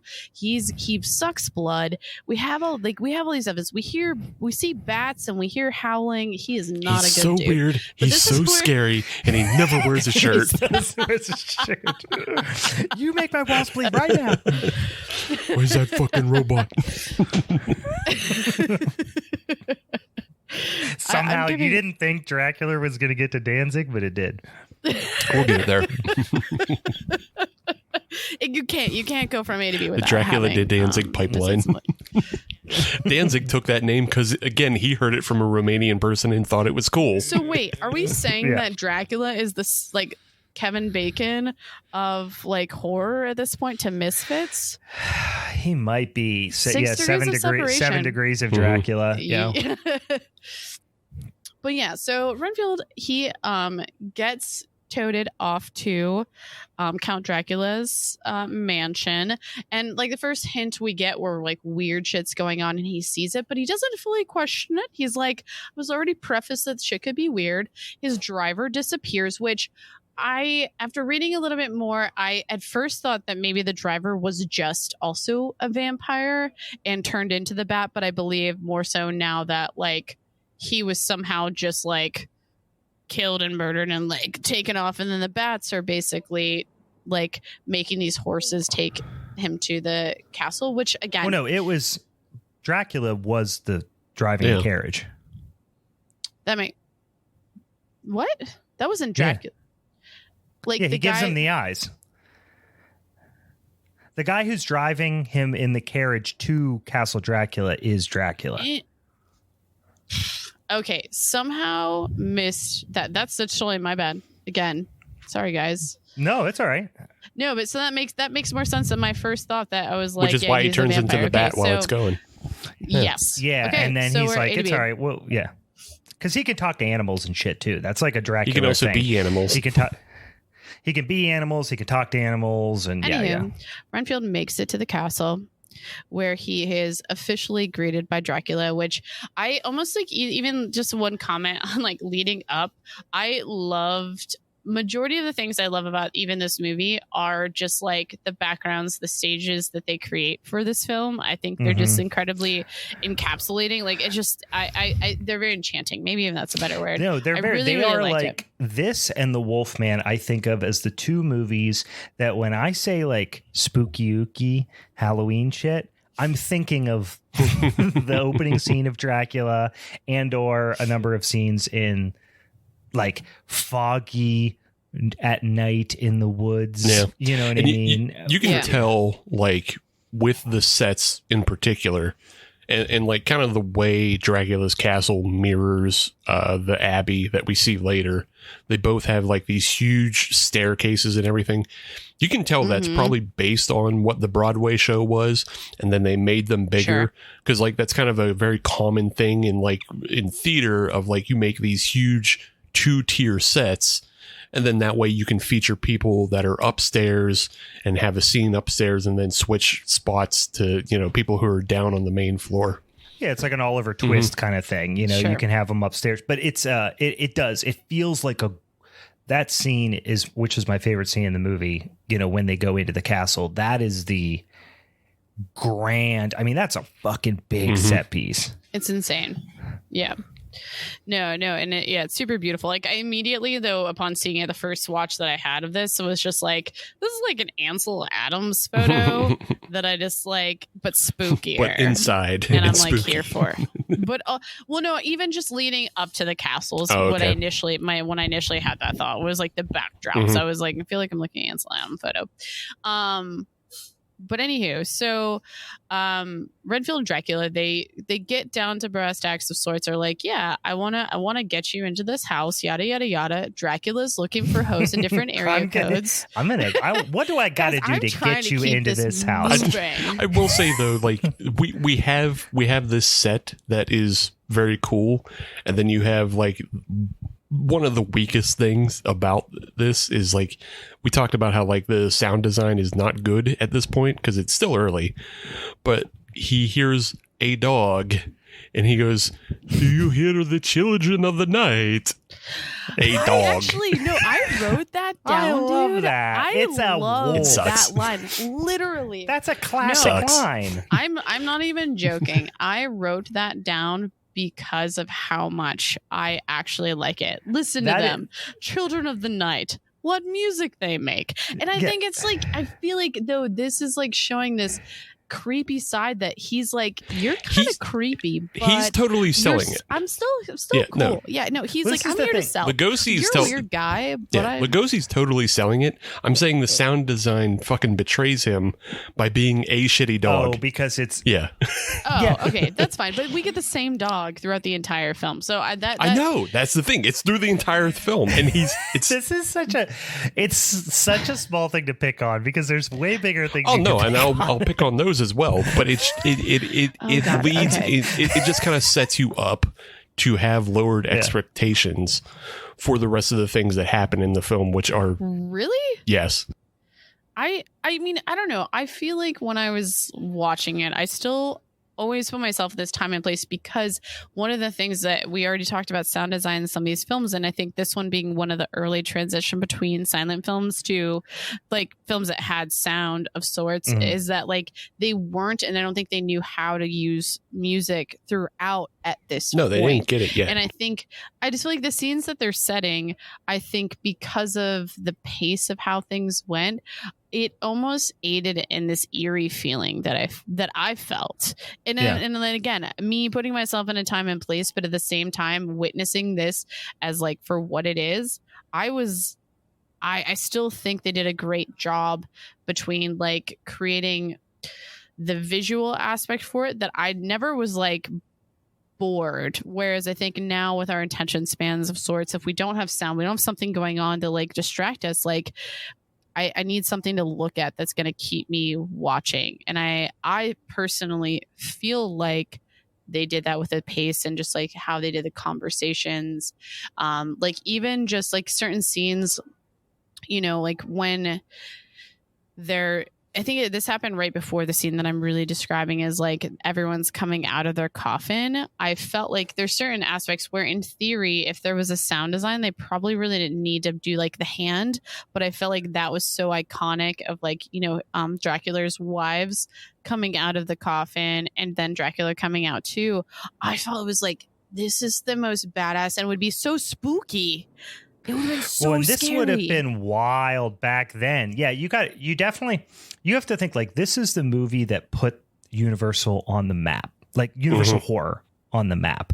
Yeah. So all of these tropes, all of that stuff, like this would have been really transgressive. There's a point from Nosferatu a little bit too. I would almost say that a little bit with like the hand thing, but like, well, yeah, I it's certainly Nosferatu is way scarier, but this is like, you got to understand, like there was no dialogue. You never heard Nosferatu talk, right? You know what I mean? It was obviously silent. So you have to have they have to build in the novelty of the, like at this point, comedy or talkies are still kind of a novelty at this point. Sidebar though, I would also always picture Nosferatu's voice to be like how the Munster is portrayed. Oh God! In this new film, he's just like Rob this Zombie nerdy, monster. God. like that's the I thing. want to talk about my rats. That movie would not Nosferatu funny. if it was made. What year was Nosferatu made? 1921. Okay, I was going to say 21, 22. If it was made a decade later, it would not have been scary because if they would have put like voices in that, I don't know. if it would have been It's not like this one's terribly scary either, but it's interesting. No, it's not. It's interesting. I don't know. Just I think it hurts it now. But like back then, obviously the hands coming out of the coffin is like an iconic image and everything. But it's interesting badass. that they do it so early because it essentially gives up the ghost that Dracula is like, a bad vampire guy, rather than just letting the mystery unravel that, oh yeah, he actually does have power and he is like turning people into vampires. Like he has this power. So yeah, it's interesting they give it up so early. What I was going to add was like to Brian's point early on where you have to spoon feed this shit. And I think what it gives the audience is like this power to know like, this is a bad guy. Yeah, you don't know he's a bad guy. So they're almost allowing you to like get ahead of the story, but you're still fearful for what that actually means because you don't know fully what it means. It's not a mystery. Right. It's, it's the horror coming from, he doesn't know he's in danger. Yeah. But right. which is why I say it works for back then, but I don't think it works as well for now because Dracula is so, everything's so ubiquitous. Sure. Everything. Like this movie now is wildly predictable. But it's hard. It's kind of like even zombie films now. Like it's hard to create like a very unique story for these films because we fucking know there's so much how they go. But I feel like we're all talking about movies that came out in the 30s and like my mind is fully into like even any holes we want to like pick at. I think I still want to think about it from like the lens of, if I watched this at that point, that would be so spooky. That'd be so scary. But also the idea of like knowing this person who is in theory alive and a human and a normal dude who's just trying to sell the guy fucking real estate. He doesn't fucking know. And he's just being tricked and he's going along and he has no concept that anything bad could ever happen. Basically, after, they know that Dracula is going to try to purchase this Carfax Abbey, but he already in his mind knows he's buying the house because his whole idea is he's just trying to get to England.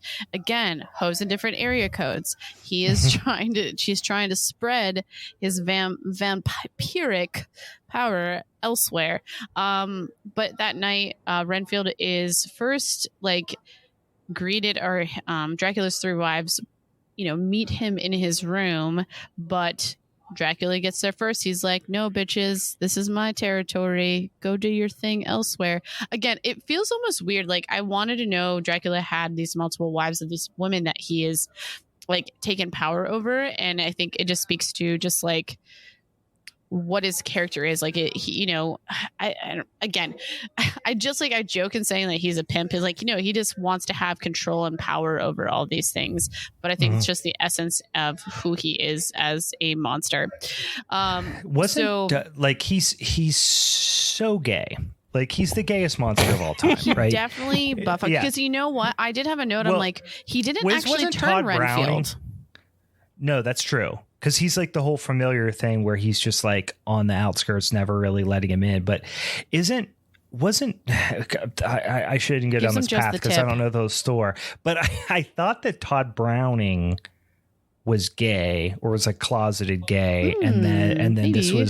That's what part of the reason why he kind of took the story in this direction. I don't know, but throughout history, I might be wrong about that. Don't quote me on it. But you mentioned it and stuff like that with this story, and I'm like, I didn't really know where I could pick that up in essence, in reality. So yeah, but I think a lot of closeted things definitely were tried to be like pushed through. Well, I mean, Hollywood obviously is like, since its origins, not only Hollywood, but even going back to, to Broadway and to vaudeville, there's always a disproportionate amount of gay people in entertainment.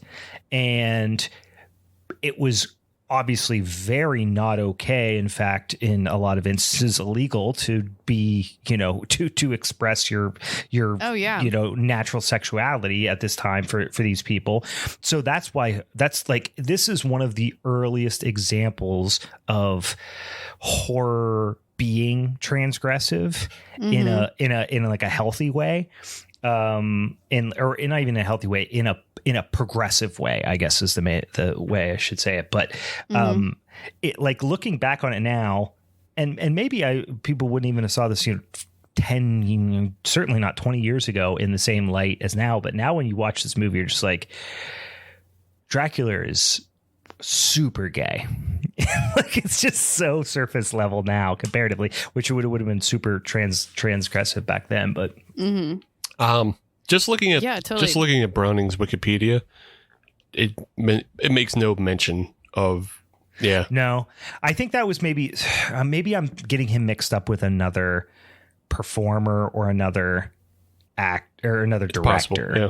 But I know like one of them that was associated with some of the Universal monster movies where it was. Oh man, now I should have looked this up. I meant to ahead of time and forgot. But yeah, sorry, I completely interrupted you. But the one other thing I was gonna bring up around this movie in particular compared to some of the other, because I love this movie. I love all the kind of classic big pillar Universal monster movies. I would say the one thing I don't like about this one in comparison to some of the other big like pillar ones is, and this may be sacrilege, but Bela Lugosi, not great. Like compared to some of the other, like other people who played Dracula, or just other people? No, just in general. Like compared to Lon Chaney Jr. or compared to Claude Rains or compared to Boris Karloff. Okay, like he doesn't have the acting chops that those guys do. Or maybe that's not fair to say. His acting style doesn't translate to the screen as well as the other guys do.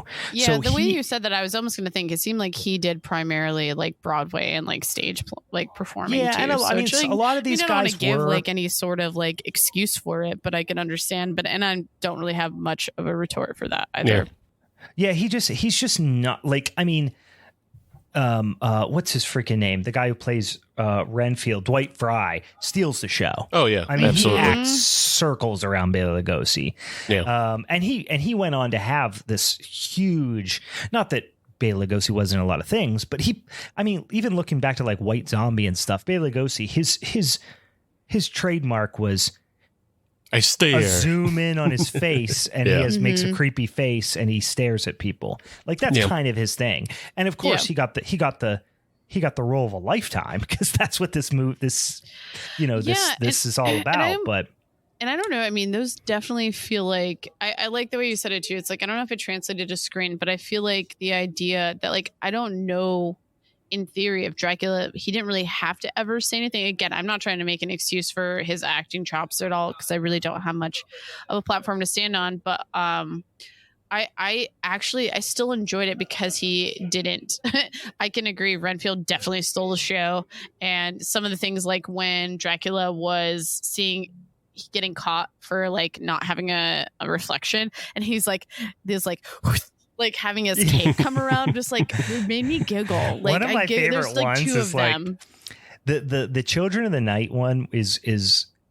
And again, like, English is his second language. I get it. Like, there's a lot of other, like, he's not the same type of performer as these other guys we're talking about. But the one other thing, the line, I honestly, until I hadn't seen this movie in probably 4 or 5 years until maybe 2 or 3 years ago. Like, I took a hiatus of probably 4 or 5 years where I didn't see Dracula for whatever reason.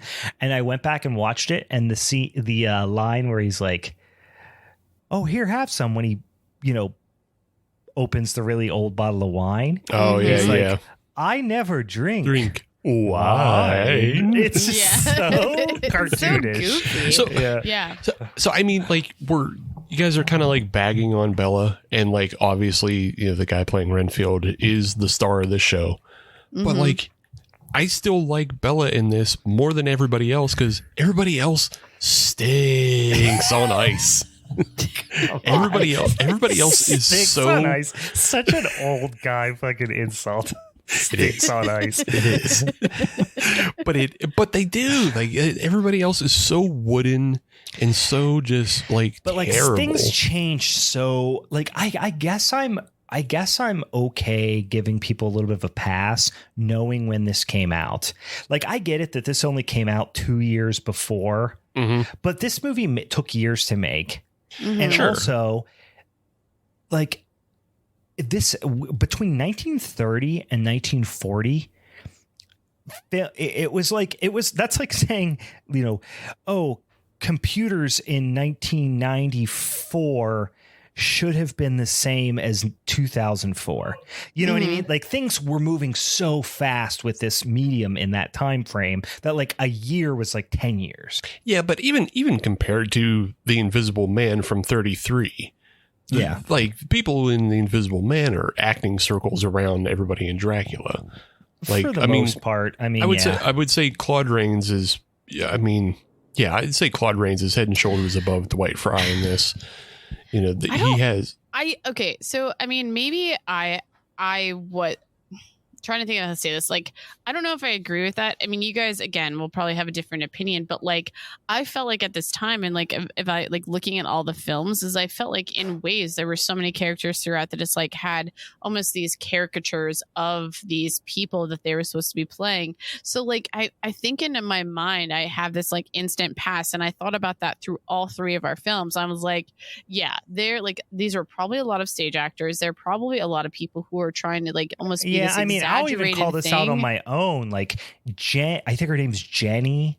She is the wife of the innkeeper in my movie. Insane. She's so over the top. But then you had also what the hell was the name of the guy? The alcoholic guy who got promoted to the superintendent. Willie was his character, but yeah, Spears. Yeah, Spears was the Jenny in your movie. You know what I mean? And so I mean, so this is why I didn't want to like. I don't like. I mean, I will come out after. I really want to come after like the things that like really stand out. But I think overall, in my mind, like the idea of that, like the actors, as far as how like caricature. Sure, we can make fun of the cops all we want. Because again, ACAB, but like, I'm not bothered by the caricatureness of it, because like we already mentioned the I forget his name, but he's playing the asylum orderly in this. Yeah, I don't remember his name. He's in so many things. Yeah. He's a goofy, like, he's a goofy character, but he sticks out at least. I don't mind any of the characters that stick out for being goofy, and like Bella sticks out, because he's playing very eccentric. I hate the wooden, non-acting, like John Harker and Dr. Seward they're just so flat and boring. Even Van Helsing is like off. So I don't mind the wild and crazy characters because at least they stick out. Yeah. Everything else is just like I'd rather an actor be crazy and chew the scene and be goofy and everything rather than just what should we do about this? I don't know. I am terrified. Aren't you? Harker is trying to be such a leading man type of thing. Yeah. I don't mind Van Helsing, but it's proto Van Helsing. He's boring. Yeah. He's boring science Van Helsing, not crossbow Van Helsing. Not Hugh Jackman's. Not Hugh Jackman Van Helsing. The scene where Harker is out on the terrace with Mina and the fucking scene. Dracula bat comes in and just those effete swings he takes at the bat are so awful. I love that scene. It reminds me of here's what I always think is Ed Wood took that scene.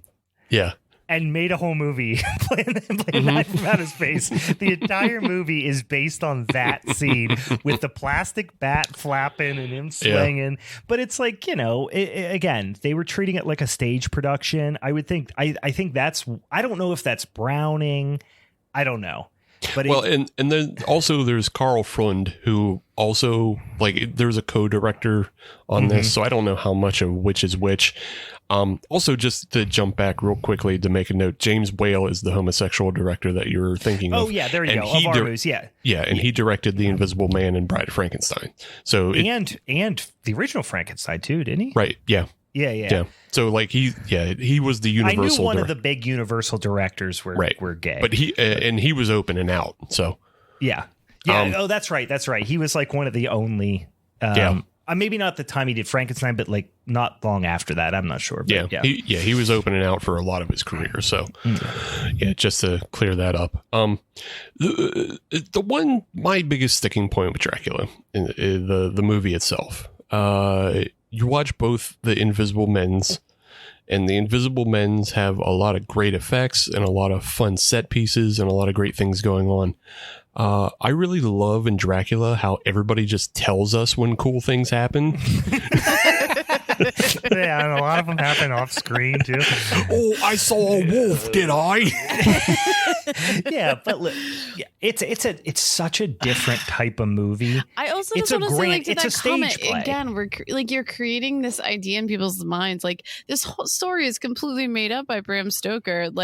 In this idea of I mean, we were able to see the bats. I think it would actually be really funny if they tried to have a wolf just be poking out of a corner or something. That'd actually be pretty hilarious, but it didn't have a rubber wolf that's bouncing on a string right beside the bat. Bats around everywhere.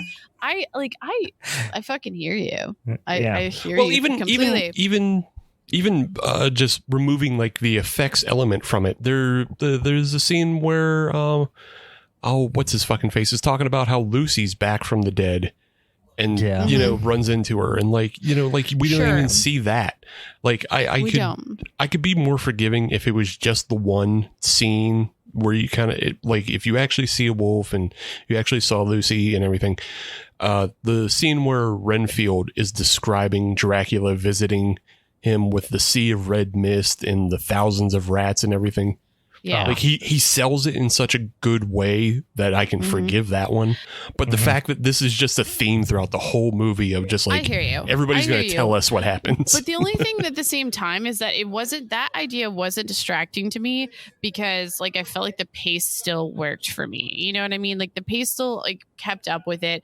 Whereas now in my mind, I already saw a couple scary things. So now I'm just creating shit in my brain. I don't know if that's how it would be time and place then, but in my mind, I now believe what these people are saying. I can envision how scary these things were. If I want to create shit in my brain, I'll read a book. But it's the same idea as a film, though. If you're reading a book, the film is supposed to show you. I listen to audiobooks all the time, and my brain creates imagery for it. It's the same. That's what I'm saying. No, you're reading the book. When you're watching a film, you should be shown it. You guys are both making such bad points, but in two different ways. You're being hypocritical in that. I don't know if that was more so Brian's point or if you agreed with it of saying that these films, for the most part, just tell you what's happening. This movie could have, in theory, like been longer if we wanted to see all these films or these pieces, but I don't know if they actually were necessary. Like, I just don't know because I still felt like I was never bored with this film throughout it, even though we were being fed like all these imagery of these ideas that weren't actually shown. Is like, and again, Renfield like really created this like haunting scenarios everywhere he's around. He's just like, no, I believed him. I was just like, holy shit, yeah, no, you definitely saw that, and that was definitely scary, but also you're super creepy and like you're haunting yourself. But like, so I'm not trying to distract from that point. Well, no, like I said, at the same time, I don't know if it was necessary. The way Fry acts that scene is so believable and so good, but it's just the fact that it happens so many other times and they're not Fry. They're not being well acted. If you can well act a ghost story, sure, fine. But also at the same time, a lot of that stuff you either don't have to mention or you can just show it in a small scene, and and it still conveys Dracula's that the norm, power. Though, then at that time, like, no. I just don't know. Like, well, that's what I'm saying. certainly Like, not even for a horror movie. I think there's two things that allow me to forgive this movie a little bit for that type of stuff. And yes, in the modern context, it feels a little bit gratuitous, but I think the one thing is this is basically a stage production on screen, right? Right. And this was the movie that kicked off the Universal horror franchise. Yes, they did, the silent films before that. And like, I really like Phantom of the Opera. Like, I think that has some genuinely scary parts, although it has a lot of boring parts too. Sure.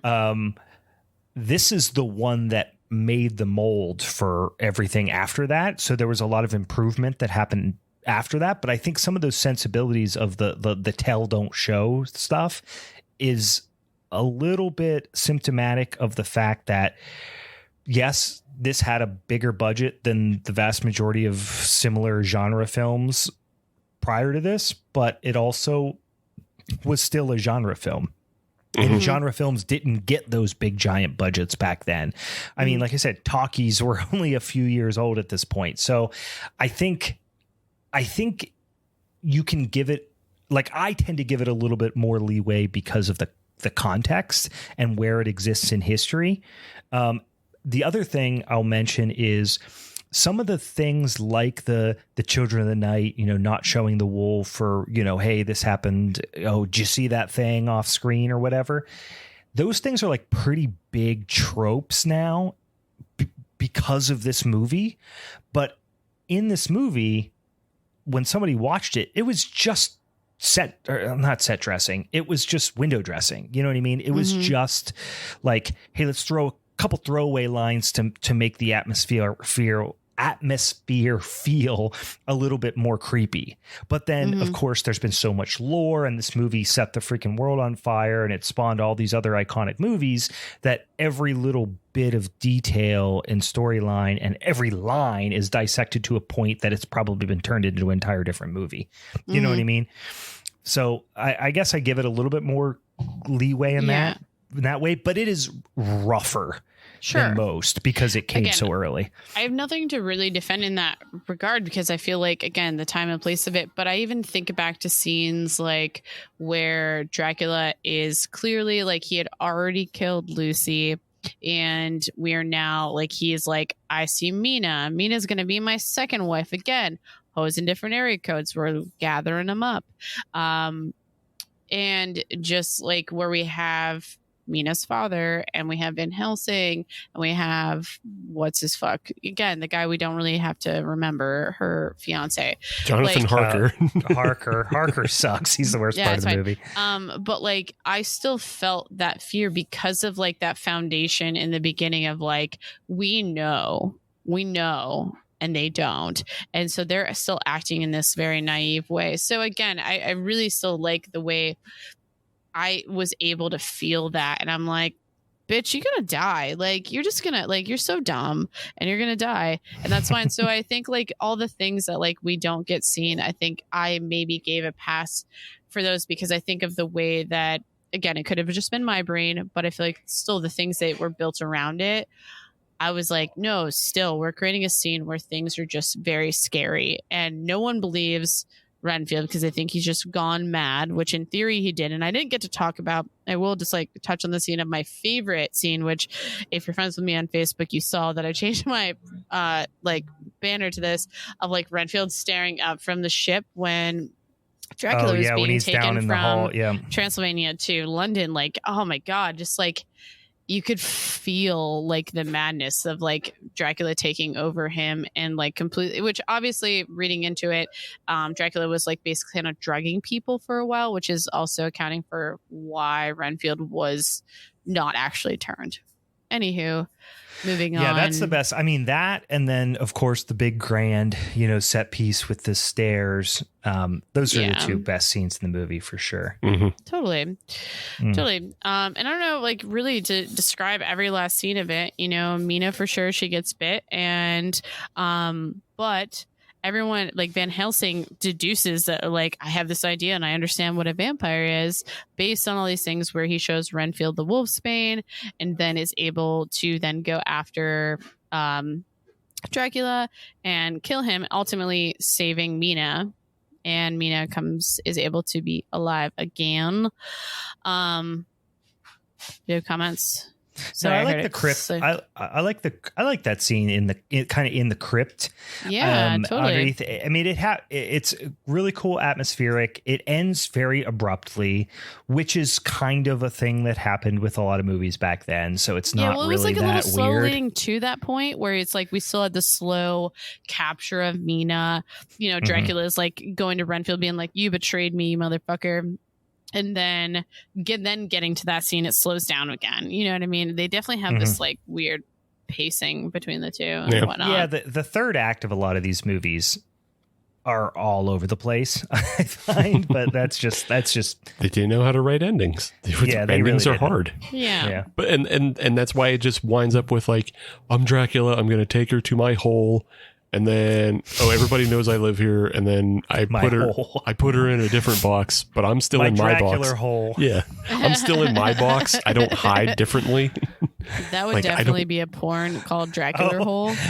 Dracula Hole. Oh, he puts her in a different hole, but then he goes back into his hole. Yeah. What is he going to do? He doesn't have Renfield there to help him move his box around. He doesn't think to plan at all. He's just got to go night for the night. You know, he's got to go night.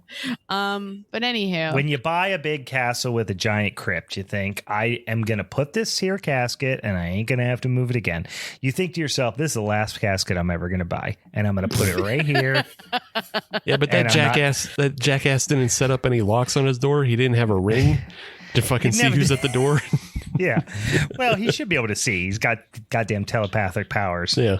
Telepathic Dracula powers. I mean, he didn't even think, hey, I'll just be a bat on the ceiling of this thing. They won't ever suspect me. So now you're critiquing vampire lore in general. I'm critiquing this specific Dracula of being a dum-dum. But no, I mean, and that's why it all just kind of leads to this weird ending of like he just throws her somewhere else, puts himself in his box that everybody would suspect him to be in, and then he just gets killed. Like, and then Van Helsing's like, okay, everybody leave. I can't leave yet, but everybody else leave. Bye. I gotta jerk off or something in the basement. Yeah, I imagine Renfield is furious masturbator. But here's the other thing with this movie, you never hear anybody talk about the ending. No, because it's a bad ending. Yeah. But there are several other ones. I mean, do you hear people talk about the ending for Creature from the Black Lagoon? No, because it's kind of a bad ending. Yeah, they're all bad endings at this point. Like I said, nobody could write an ending before 1960. Invisible Man ending's kind of good, and also it's all right. And also the Wolfman ending is pretty good. I like the Wolfman ending too. But. Hey, we're talking about Draculas right now, Brian. Bring it back. Bad ending. Bring it back. So bring it back. Fine. Bad ending. That's fine. Bad ending. Let's wrap this up. It's okay. Right. We understand it. It gets a pass. All right. Yeah. Right. Also, the whole conceit of this film doesn't make a whole lot of sense because there's no way British people would let Slavs move in next door. Never, dude. Under any circumstances. Never. Not in this time period. But again, he can hypnotize you, and he says, "Nope, you're gonna fucking like me." Well, and also, if Renfield was doing his bidding, Renfield is British. Fair enough. Yeah. He For did sure. all the He's gonna paperwork. have all his name on his man's paperwork. British. Yeah. His man boy. His man man's boy. Go talk to my man's. He's Yeah. British. All right, boys. My man's as British as hell. You guys can pick holes all you want. I just love how iconic this movie is, and I think I appreciate all the tropes that it created. I understand none of these movies at all were perfect, but I do think though that the historical this movie in my mind represents what we're talking about. You know what I mean? And I think it represents one of the best ones of it. Whether or not you can pick holes in all of it, I still think it set the stage for all of these other things to come, which is why ultimately it is the best. I have 2 more points, just 2 final notes. Okay. One, Go ahead. I love the noted Romanian fauna in Dracula's castle of the American possum and armadillo. Yeah, okay. Can we talk about that for 2 seconds? Listen, that possum, actually was I would have bit. I would have bid on possum because I don't know. Yeah. There's marsupials Yeah, sure. in Eastern Europe. Yeah. But armadillo? That's weird. That's funny. My other note is, do you think this is the first time people walked out of the theater and said the book was better? No. No, because nobody they could already read in saw 1931. saw the stage, so they were comparing it to the stage. Yes, this was a play. Yeah, you're right. This was in their mind. We just saw a play being projected on a screen. Mm-hmm. Right. Yeah. There's simpletons. It made it more accessible. Honestly, wow, you're making fun of the simpletons that had a more accessible version of this remake of this book. You know what I mean? Yeah. Steve, you're so fucking mean. You're just He's real mean. elitist. He's just he's very an elitist. elitist when it comes to time. Yeah. And the passage of time. Yep.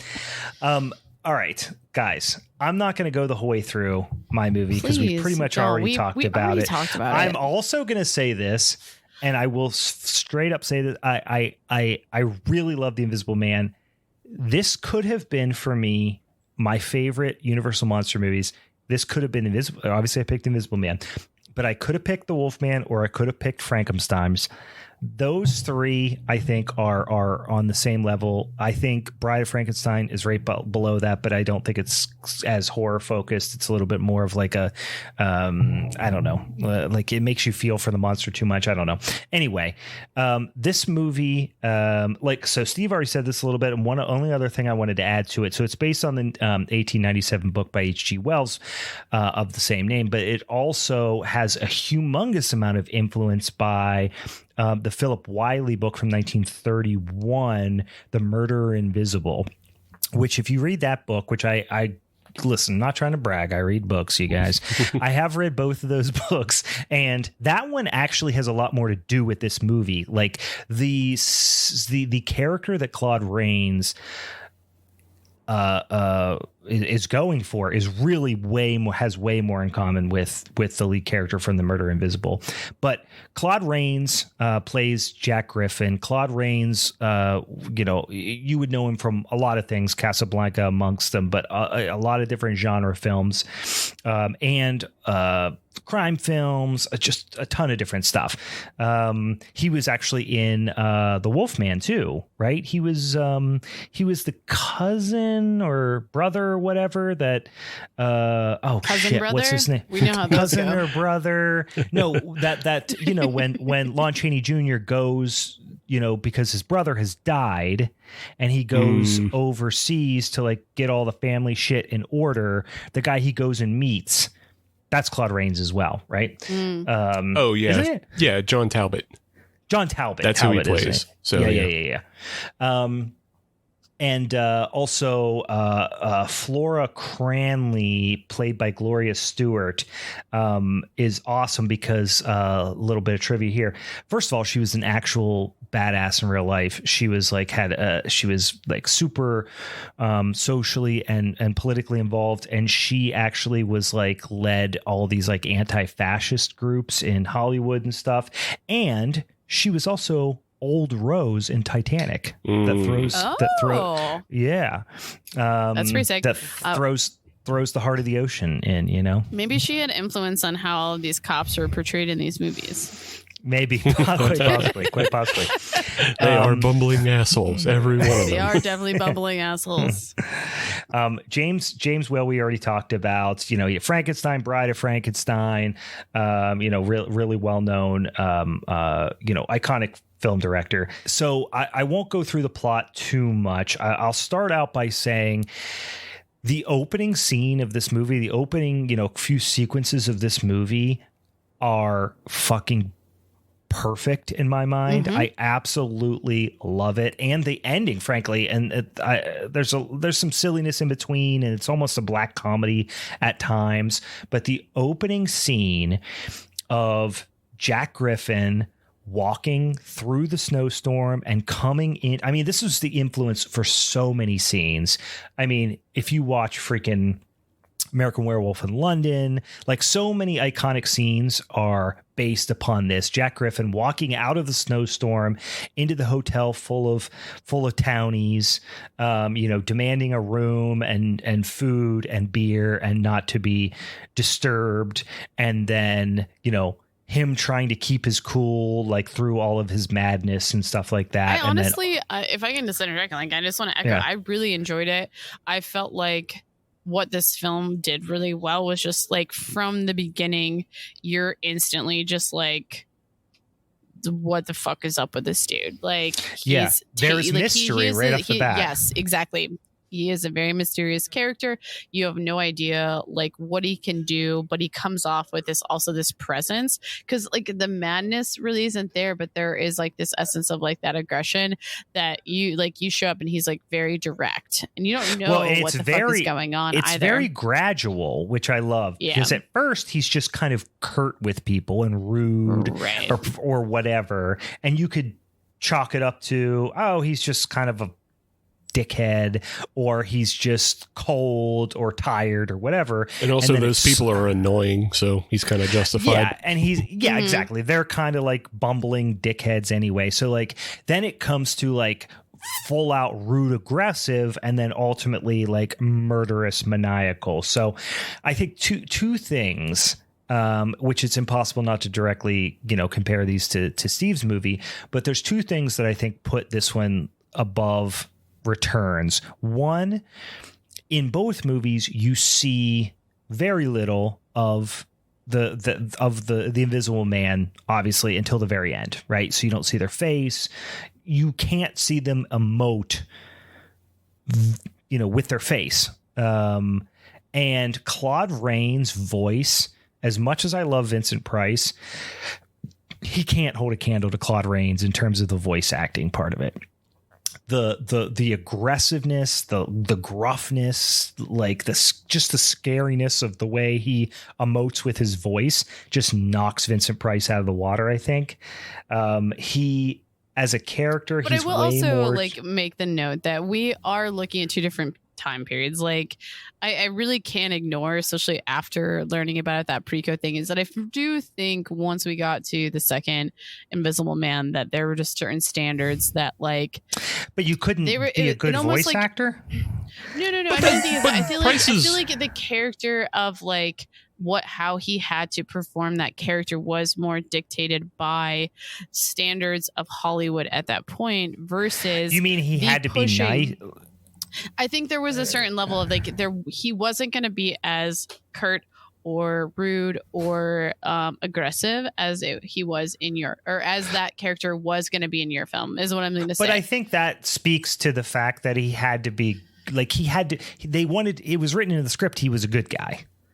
Whereas Claude Rains is not a good guy. No, he's not a good guy. I'm saying is that the time and place of it is that from your film to his film is that shit changed in Hollywood. And I think like no matter how they wrote this character, he had to become almost like less scary. You're also talking about two different characters. I understand that, but I think the idea of the character. No, I'm agreeing with you, Meg. Sure. In that you're talking about two different characters, in that Claude Rains' character is a scientist who turns himself mad and does this, whereas Vincent Price's character, Radcliffe, is a fancy boy dandy who is thrown into a world of madness. Right. So like it that's why I don't think I agree that Claude Rains gives a masterful performance in this film, but I don't think his is better than Vincent Price. I just don't think they're comparable because they're two different motivations. It's a little apples to oranges. I will agree with that. But I think when you have a movie, like, the burden lies on the sequel to make the character that was so scary in the first movie be scary again, and they don't. What I ultimately want to make the point is what I was getting at was that, like, I preferred how terrifying Invisible Man was in 1 because of how aggressive it was, and like there was a lot of killing. He was more unhinged. Shit was just more wild, and like I did like that.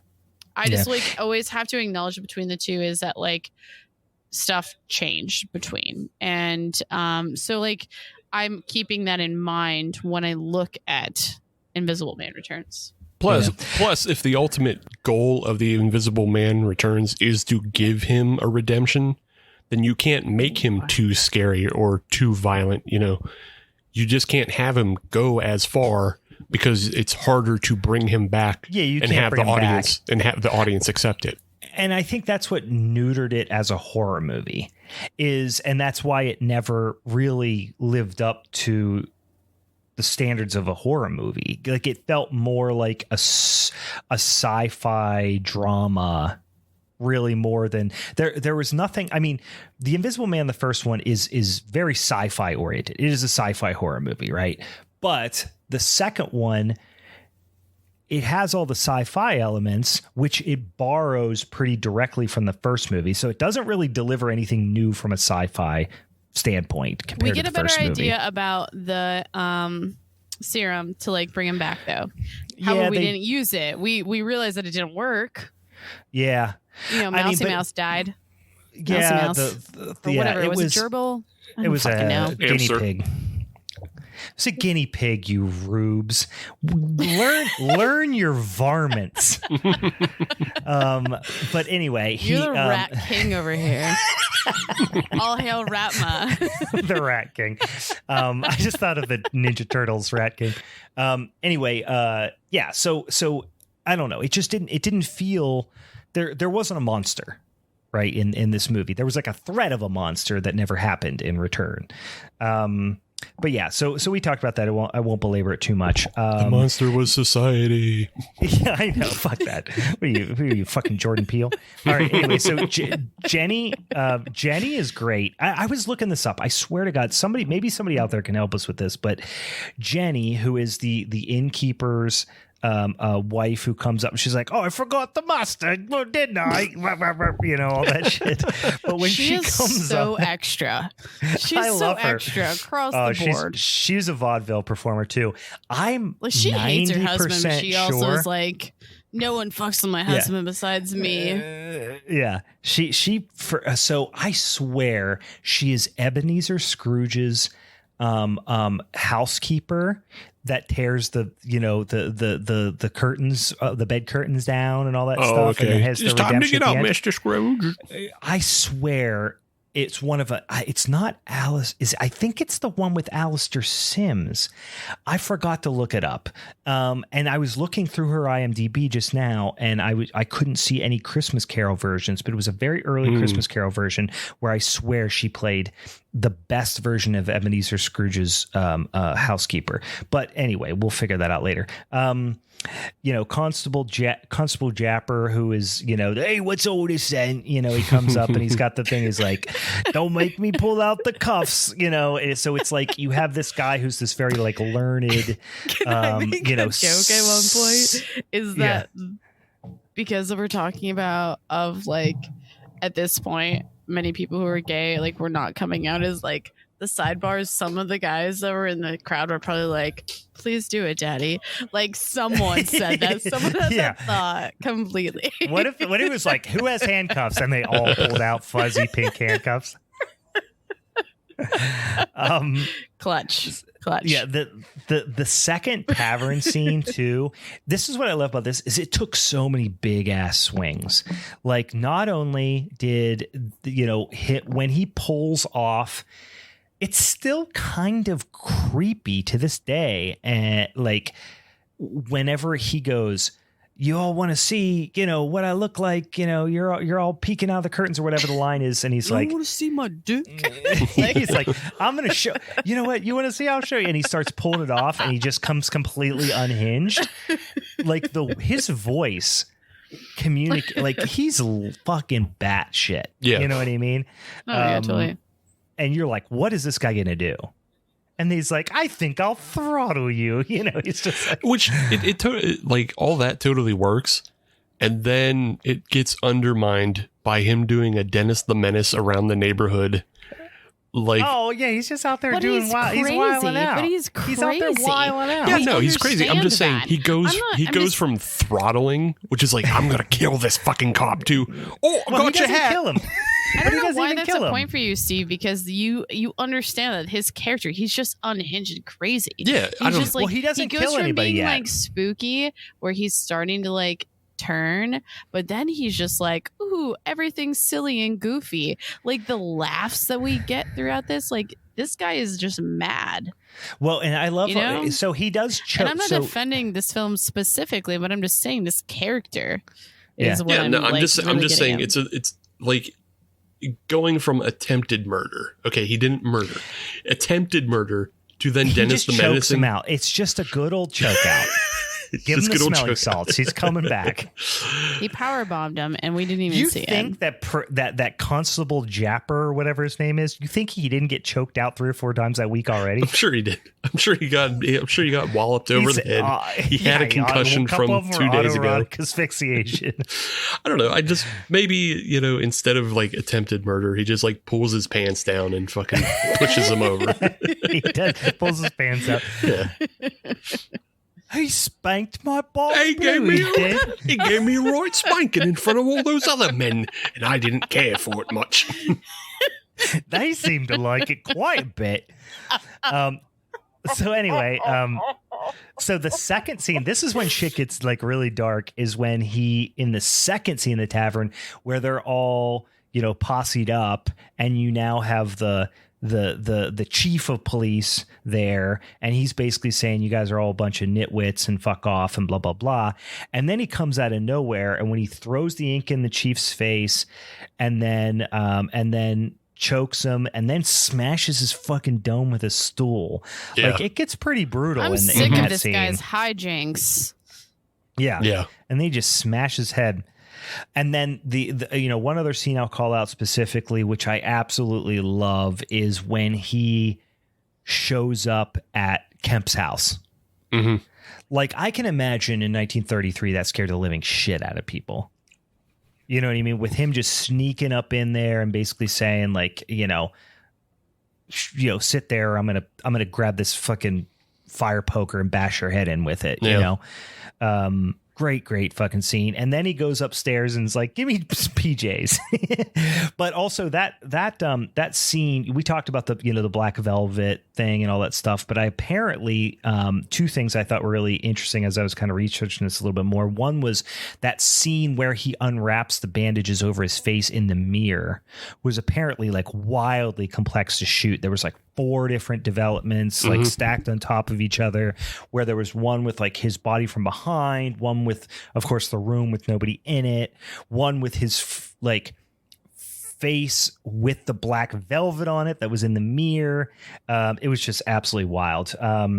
So I think, the other thing I thought was pretty interesting was Claude Rains. Apparently he was like a captain or something, like a fairly high ranking, made his way up to a fairly high ranking in the military in World War I. And apparently he was gassed during the war. Oh, so he had like PTSD and all kind of like health issues from being gassed during the war. So like covering his face with all those bandages and stuff was like apparently fucking grueling for him. Really? Yeah, which was just brought him pretty back wild. to- fucking insane. It just reminded me of Lon Chaney Sr., you know, and all the shit that he would go through when he put on all his own makeup, you know, back in the vaudeville days, and then with Phantom of the Opera and all that. Anyway, Claude Rains' character is, you know, he's just kind of consumed with not only just like power and ego, but greed as well. Like he's like, they're going to pay millions of dollars for this, you know, on all this stuff. So it's just like, it's really like he is purely evil. And I think the idea is he was evil before he took the serum. Likely. Which, you know, because he was motivated by all of these things. And then another really, like, people probably shit their pants in 1933, where he basically gives them the I'm gonna kill you at 10 o'clock situation. And which is just such a wild thing to say, but then he actually does it and launches the goddamn car off the cliff. Like, that was an incredible scene. Yeah. No, I feel like even in those scenes too, it's just like there was such this, like, again, we're being told what's going to happen, but like you happens. And again, I'm putting myself time and place, like that's intense. Like you're like, no one would ever think to possibly just like do that to a person. You're like, no. And also the way he talks, like he was back then, the old, what does he say to him? He's like, and you're a cowardly rat and blah, blah, blah. He just is like berating him in like a pretty brutal way. And I'm like, I wonder if that was the 1933 equivalent of your mother sucks cocks now. Like, so it's interesting because like earlier in the film, the lady, the innkeeper's wife, she comes Jenny. down after she gets screamed at. And she tells her husband, he's like, he's been swearing at me and he's mean and he knocked the thing out of my hand. And it's like, he didn't swear at you. So like, you liar. What would have been considered a swear word though at that point? but I mean, I guess maybe at that time, get out was a swear. Like, Yeah, it's like, shut up. yeah. That's it. Yeah. We don't say that in this house. We'll go like I'm just gonna throw a couple things out because we already talked about these, but first of all, kills a cop right off the bat, then throws randos off a cliff, just throws them off cliffs, launches their dumps ass them off over cliffs, then kills 100 innocent people just for no reason, just for fun. How did they know he did it? List of hobbies: killing people. Yeah. Well, they never explained that they know that he did it, but I think there was suspicion, and then in the second movie is where they had somehow proven that he did it. Yeah, he's berserker mode at this point. And then I think this will do nicely, Camp. We talked about that scene a little bit. And then here's the best part about it.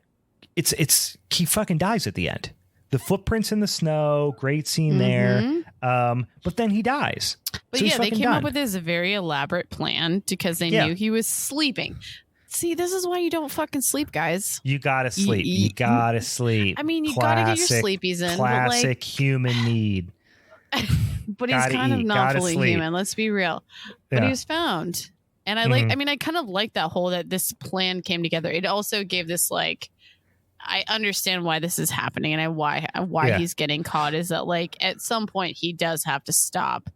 He just happened to get caught. And also he becomes, I think it's a little bit of a testament is not only are they smoking him out of his hole, literally, really, and shooting him down, but like, I think the idea is he had lost his humanity. You know, in this mad grab for power and money, he lost his humanity and then was ultimately dispatched like you would, fucking, fox that's robbing your hen house or something. Visually, because he's sleeping in a barn like an animal. Yeah. And, they just basically, like, they don't even take any attempts at, arresting him or anything.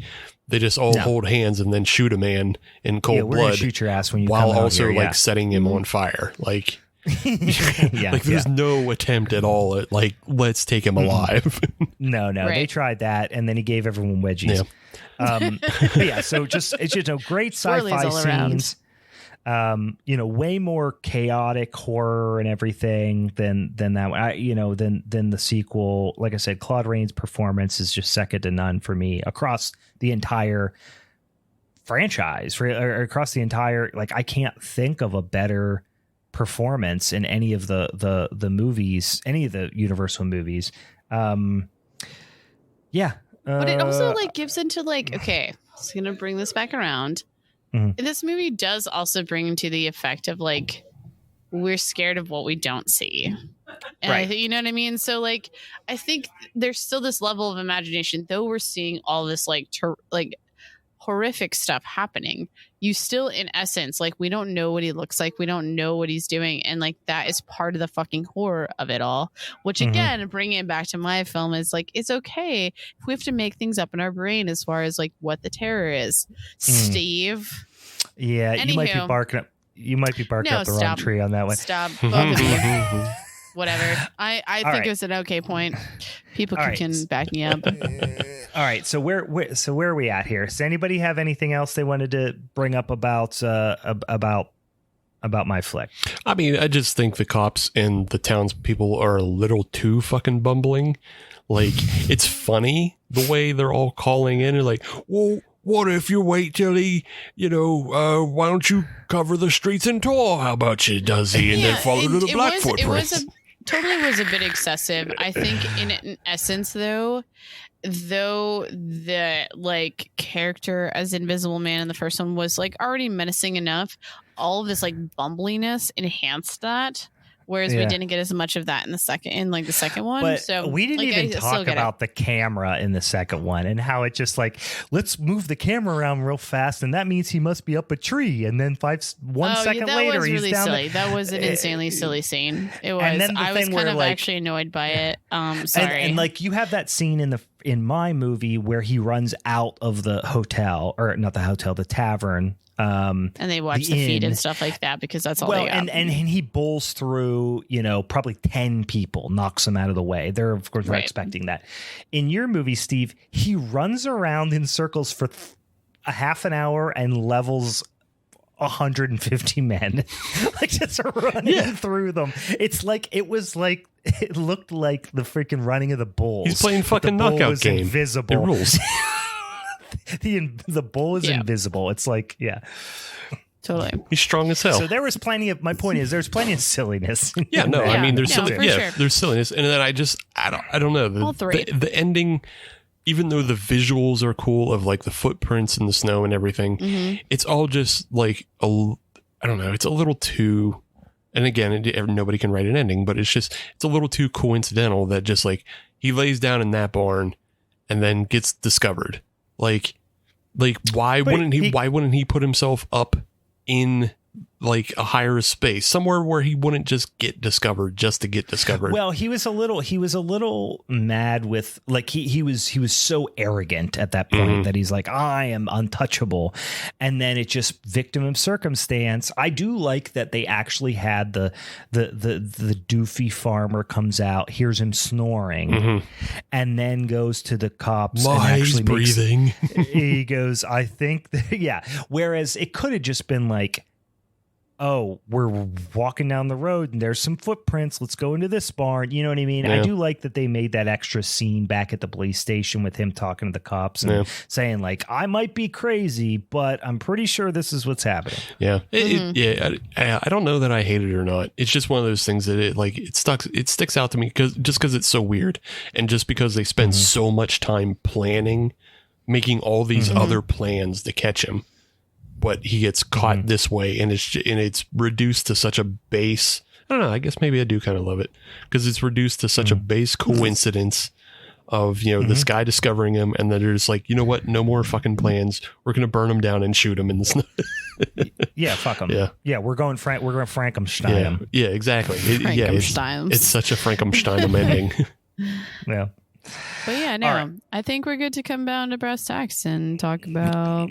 Are we really ready to vote? All right. I don't think. I mean, are any of us changing our votes? I don't know if we are. No, I'm not changing mine. No, of course not. I we never not do. Changing mine up.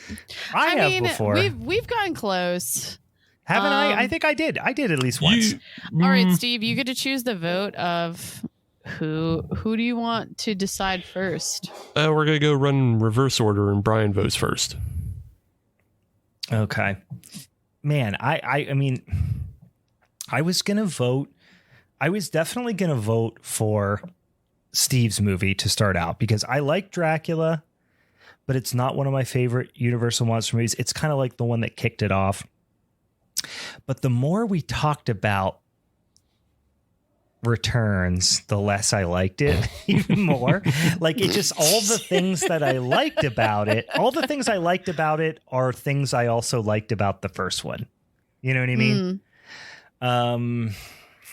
So there what it didn't bring a lot of new to the party, and also something about just making a character in this movie the brother of the character in the first movie is so cheap to me. It just reeks of like cash grab. You know what I mean? Yeah, cash grab sequel. Yeah, so it was a good sequel, but it wasn't horror enough, I think, for me. Despite having Vincent Price in it. I honestly, I think I'm going to switch it because I was going to go with that one, but I think I'm going to switch it and go Dracula. Okay. My turn. So I ultimately in watching both of these for the first time in this, I echo in that idea of like, I felt like the theme and the stories behind them were so similar, but I really do like the aggressiveness and like the horror elements that the first one put forth more so than the second one. And I'm going with Invisible Man. Okie dokie. And I mean, I just pull the Band-Aid off, Steve. I knew it was going to happen as soon as I watched the movie. I didn't. Oh no. Yeah, I just knew it was going to happen as soon as I watched the movie, and as soon as Brian said he was going to pick it, yeah, I was hoping Brian wasn't going to pick the original Invisible Man, but yeah, just go with that one because it does everything that the sequel does, and you know, I think they're both worth watching. And, you know, like I was saying at the beginning, Returns perfects a lot of the effects and everything. And obviously Vincent Price's performance is very worth watching. But yeah, there's something, and especially it's the scene between Claude Rains and his girlfriend as he's just like trying to hold everything in. And he's not looking at her in the face. Yeah, we didn't even talk about that. It's probably like the best scene out of all three films, where he's just like, I completely forgot about that scene. And it's what you were talking about before, Brian, of just like how everything had to be done through body language. His body language is fantastic because you can see he's holding everything in, and he's like kind of wringing his hands, but he's holding himself back. But then he just starts losing grip with reality, and he's Skeletor. By the end of the scene, he's Skeletor cursing the world. He's like, but I just want to make a life for both of us, and then eventually they're gonna suck my toes as I pour $1 million of it, and everybody's gonna like, eat my ass. He just devolves into this insane, you know, hungry grandeur in that scene. But So is what you're saying? I ain't saying taking home that fucking strap. I ain't saying, but if somebody can do the math on it, but I ain't saying. All right, your boy, the belt's coming back home with daddy. All right. I would love to make hated that comment. I hated it so much. Ooh, the belt's coming back home with daddy. So I'll have to think, guys. I'll have to think. We're going to come up with a little punishment for you guys and your insolence to discuss on the next. Maybe, you know what? Maybe we will jump into an early holiday horror. I don't know. We're going to keep you on the ropes here until next week, where until we find out what that's going to be. So, all right.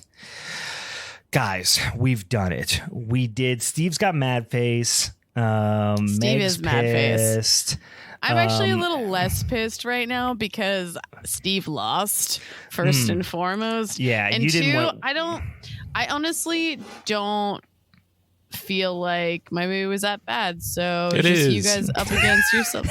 It's just not. And I'm not going to believe you, Steve. No, You can suck my dick, dude. We have so many better Dracula movies now, and yours is just a stage play.